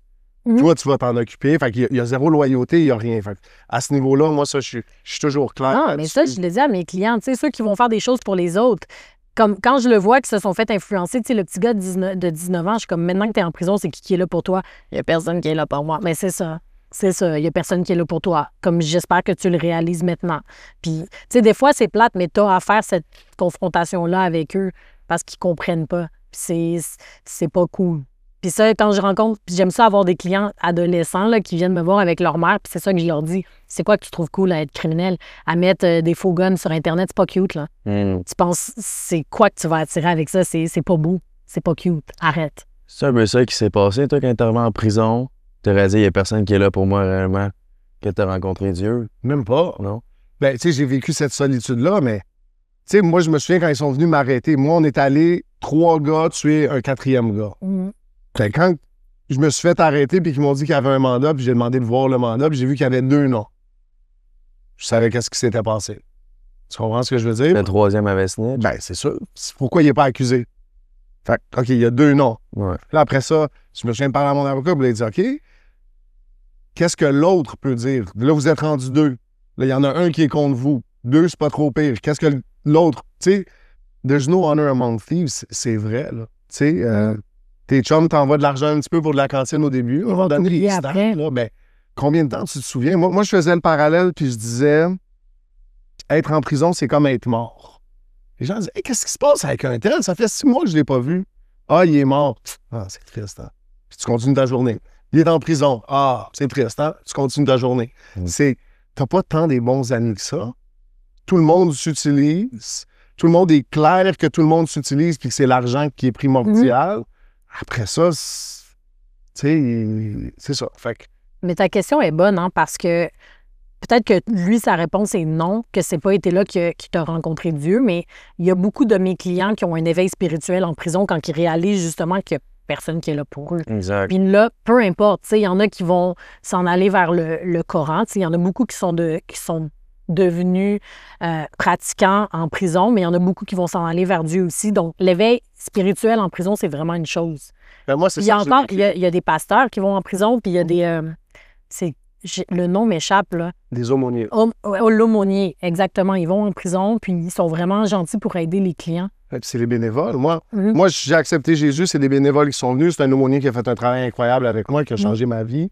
Puis moi, je pense que le meilleur gage de réhabilitation, c'est Jésus. J'ai vu des gars qui suivent les lois, pas contre leur gré, mais de mauvais gré, mettons, je dirais. Tu sais, bon, ben, je veux pas retourner en prison, fait que voici qu'est-ce que je fais. Mais ce qui peut vraiment ouvrir ton cœur, c'est ça, c'est de recevoir cet amour-là, de comprendre qu'il y a un Dieu créateur qui t'aime. Moi, la phrase qui a changé ma vie, c'était dans une citation, puis ça disait « La mort de quiconque m'amoindrit parce que je suis impliqué dans l'humanité. » Puis ce que je dirais, c'est « Je suis impliqué dans l'humanité. » Si je te demande de réfléchir à tes clients, combien de tes clients savent qu'ils sont impliqués dans l'humanité versus ils sont en compétition avec l'humanité ou en conflit avec l'humanité? Ouais. Ça, c'est vraiment une bonne réflexion. Puis je pense que c'est important peu importe qui est confronté à des problèmes en ce moment, on parlait d'introspection, c'est le genre d'introspection qui est important de s'asseoir avec toi-même puis faire. Ouais. Mais ça, des fois, les gens ont de la misère à faire ce travail-là. C'est inconfortable être tout seul avec soi-même. Puis tu m'as demandé la question au début du podcast, pourquoi que j'avais commencé, comme qu'est-ce qui m'avait amené à faire les réseaux sociaux, puis c'est justement une histoire d'introspection. J'étais pas bien avec une situation, j'ai fait mon introspection, ce qui m'a amené à essayer de me rendre compte que j'avais pas de passion dans la vie, j'étais sur le pilote automatique. Donc, il y en a, on peut faire le parallèle entre les deux. Je t'ai vu à LCN, l'histoire de Claire Bell. Est-ce que, tu parlais d'enseignement, mais les médias, est-ce que ça t'intéresse? Est-ce que ça t'attire? Éventuellement. C'est sûr que tu dois commencer tranquillement, mais c'est sûr que j'aimerais ça, mais je suis aussi dans l'optique que le média traditionnel est en évolution actuellement, puis je pense que les réseaux sociaux, on doit travailler en partenariat ensemble, puis c'est bien parce que moi, mes abonnés, quand je leur dis que je suis sur LCN, ils écoutent LCN, puis je pense que c'est important que les deux comprennent qu'on peut agir ensemble. Coexister. Exact, coexister. Puis je pense que c'était Anto Tran qui en avait parlé de ça, justement de l'évolution du média traditionnel, puis je pense qu'on est là. Même chose avec les podcasts. Tu sais, la façon que les jeunes s'éduquent est extrêmement différente de ce qu'elle était il y a 10-15 ans. 100%. Puis c'est par là que ça commence. Des podcasts, par exemple, comme le vôtre, qui amènent des questions, des philosophies, des introspections, je pense que c'est important aussi parce que la personne qui va écouter ça va peut-être dire « Ah, ben je vais m'asseoir avec moi-même », puis elle va penser à ça quand elle va avoir mis pause. Puis peut-être que ça va changer la pensée de quelqu'un, who knows. Donc, je pense que c'est la nouvelle façon de faire les choses puis d'éduquer les gens. On avait un peu cette discussion-là hier. Exactement. Ouais. Que tu disais que c'était plus du divertissement. Moi, j'étais comme, ouais, mais non, mais moi, j'ai appris beaucoup à travers les podcasts. Puis vraiment, c'est mon information, je la tire de là, tu sais. Puis toi, tu disais que aussi, on parlait de comme la différence entre le short form puis le long form puis le divertissement qui se passait. Ouais. Ben, moi, je pense. Mais tu sais, on parle de divertissement, c'était ça notre conversation hier, mais je te dirais, tu sais, jeune, je regardais Law and Order, puis je pense que c'était aussi éducationnel, mais c'est du divertissement. Moi, tu ne pourras pas me convaincre qu'après ça, tu peux apprendre en étant diverti, tu sais. Ouais. Mais le contenu, je pense qu'il s'en vient de plus en plus populaire. Ben, en fait, pour moi, là, ça c'est sûr, c'est le contenu que tu vas apprendre de quoi, tu vas tirer de quoi. Parce que de quoi qui est juste, je suis diverti, j'ai ri, mais après ça n'a rien changé de ma vie. Je vois pas vraiment l'intérêt d'écouter ça maintenant. Tu sais. Le contenu éducatif est en expansion. Puis quand j'ai gagné le prix, ce que j'avais dit dans mon discours, c'est en tant que créateur de contenu, c'est notre responsabilité de donner du contenu éducatif parce que les gens ont tellement soif de ça, c'est fou. Ils en veulent plus. Puis au début, tu penses, peu importe, là, il y en a une qui fait des trucs sur la médecine. Tu penses, c'est plate ce contenu-là, personne ne veut rien savoir. Les gens en mangent, en veulent encore plus. Il y en avait un qui avait parlé, c'était un comptable, c'était dans un autre podcast que j'avais vu ça, un comptable. C'est tellement pas glamour être comptable, c'est tellement plate. Je m'excuse aux comptables, là, mais les party starters. Il y a des gens qui mangent de ce contenu-là aussi. Même chose avec les agents immobiliers, mais là, ils sont en train de take over TikTok, mais c'est... C'est drôle que tu parles de comptable. Moi, à l'époque où j'étais avec Trompette, puis encore là, j'en cherche. Je suis convaincu que de faire du contenu avec un comptable, ça exploserait parce qu'il y a 1000 questions à poser. Là, Tout le monde a des questions sur la comptabilité. On parlait de ça encore hier. Spirituellement, comment tu vois ta vie, comment tu vois les choses? On essaie toujours de faire un parallèle puis un lien avec l'aspect spirituel de la vie. Je crois beaucoup, je sais pas si vous croyez à ça, mais moi, je crois à la loi de l'attraction puis aux énergies. C'est vraiment quelque chose que je crois beaucoup. Donc, je suis encore dans l'étape de réaliser qu'il faut que j'éloigne certaines choses de moi parce que je vais attirer vers moi ce que je projette, puis je veux garder autour de moi juste les gens qui, on va dire, vibrent au même niveau que moi. Donc, je suis encore un peu là. Dans ma spiritualité, ça fait pas très longtemps que j'ai commencé à réaliser ce genre de choses-là. Avant, je m'affiliais avec n'importe qui, puis je réalisais pas que les gens me tiraient vers le bas. Puis là, j'essaie de plutôt m'entourer des gens qui me tirent vers le haut puis qui ont la même vision que moi. Donc, je te dirais que je suis là, puis c'est là-dessus que je veux continuer parce que honnêtement, depuis que j'ai juste des gens positifs autour de moi, ça m'élève d'une façon que je n'ai jamais vue. Je sais pas, si de là, j'ai été là, puis en faisant le ménage. Puis il y a encore des gens négatifs qui veulent venir se greffer à toi, c'est sûr, mais c'est d'avoir la force de le voir puis de les laisser de côté, respectueusement, pas méchamment. As-tu déjà été exposé à l'Évangile? Connais-tu des trucs sur Jésus, la Bible, Seigneur, j'ai fréquenté quelqu'un à un moment donné qui a essayé de me... Convertir, là? Non, vraiment pas. Sensibiliser. OK. Je te dirais que c'est le terme. J'ai acheté la Bible, puis même quand qui m'en a parlé, je l'avais déjà, la Bible. Mais éventuellement, je vais avoir le temps de vraiment m'asseoir puis de regarder. J'ai écouté la Bible audio. OK. J'ai écouté la Bible audio parce que j'avais justement des questions sur ça, mais c'est tellement violent, la Bible. L'Ancien Testament. Oui. Au début, c'est violent, mais je suis encore dans l'Ancien Testament. OK. J'ai écouté mais t'écouteras le Nouveau Testament. Fait que là, c'est l'histoire de Jésus. Mais j'ai écouté un pasteur qui disait... Le monde disait que c'est boring, la Bible, tu l'as jamais lu parce que... Oui, ça c'est fou. Il se passe du stock. Mais non, on dirait un film d'action. On dirait qu'on est dans un... Il pourrait faire un film avec juste le début de la Bible. C'est malade mental. Mais tu préfères... C'est sanglant. Juste Genèse. Genèse, le nombre... Mais c'est ça, c'est l'histoire de la foi d'un homme. Tu sais, moi, je reviens toujours à Abraham. Après ça, on peut remonter à Éden, mais on commence avec Abraham qui, par la foi, écoute ce que Dieu l'appelle à faire, puis il nous suit, tu sais, puis... Après ça, c'est toute la promesse, les promesses que Dieu a faites à Abraham qui s'actualisent dans les générations futures. J'ai écouté un message hier sur, justement, sur la foi, puis c'était l'idée de... beaucoup de ces gens-là se sont fait promettre des choses, puis ils ne l'ont jamais vu s'accomplir de leur vivant, mais elles se sont accomplies malgré tout. Écoute, on fait toujours une invitation pour les gens. La Bible est claire, ça dit que tout le monde a péché puis ils sont privés de la gloire de Dieu. Je le disais mal avant, fait que je me corrige. C'est dans Romains 3. Le salaire du péché, c'est la mort. le don de Dieu, c'est la vie éternelle en Jésus-Christ. Puis quiconque invoque le nom du Seigneur sera sauvé. Fait que, tu sais, c'est pas une question de est-ce que tu as lu toute la Bible? Est-ce que tu vas à l'église chaque dimanche? Mais c'est vraiment est-ce que tu as considéré que pour toutes les erreurs que tu as faites? Puis moi, c'est toujours ça que je dis aux gens, c'est comme moi, je ne sais pas ce que tu as fait.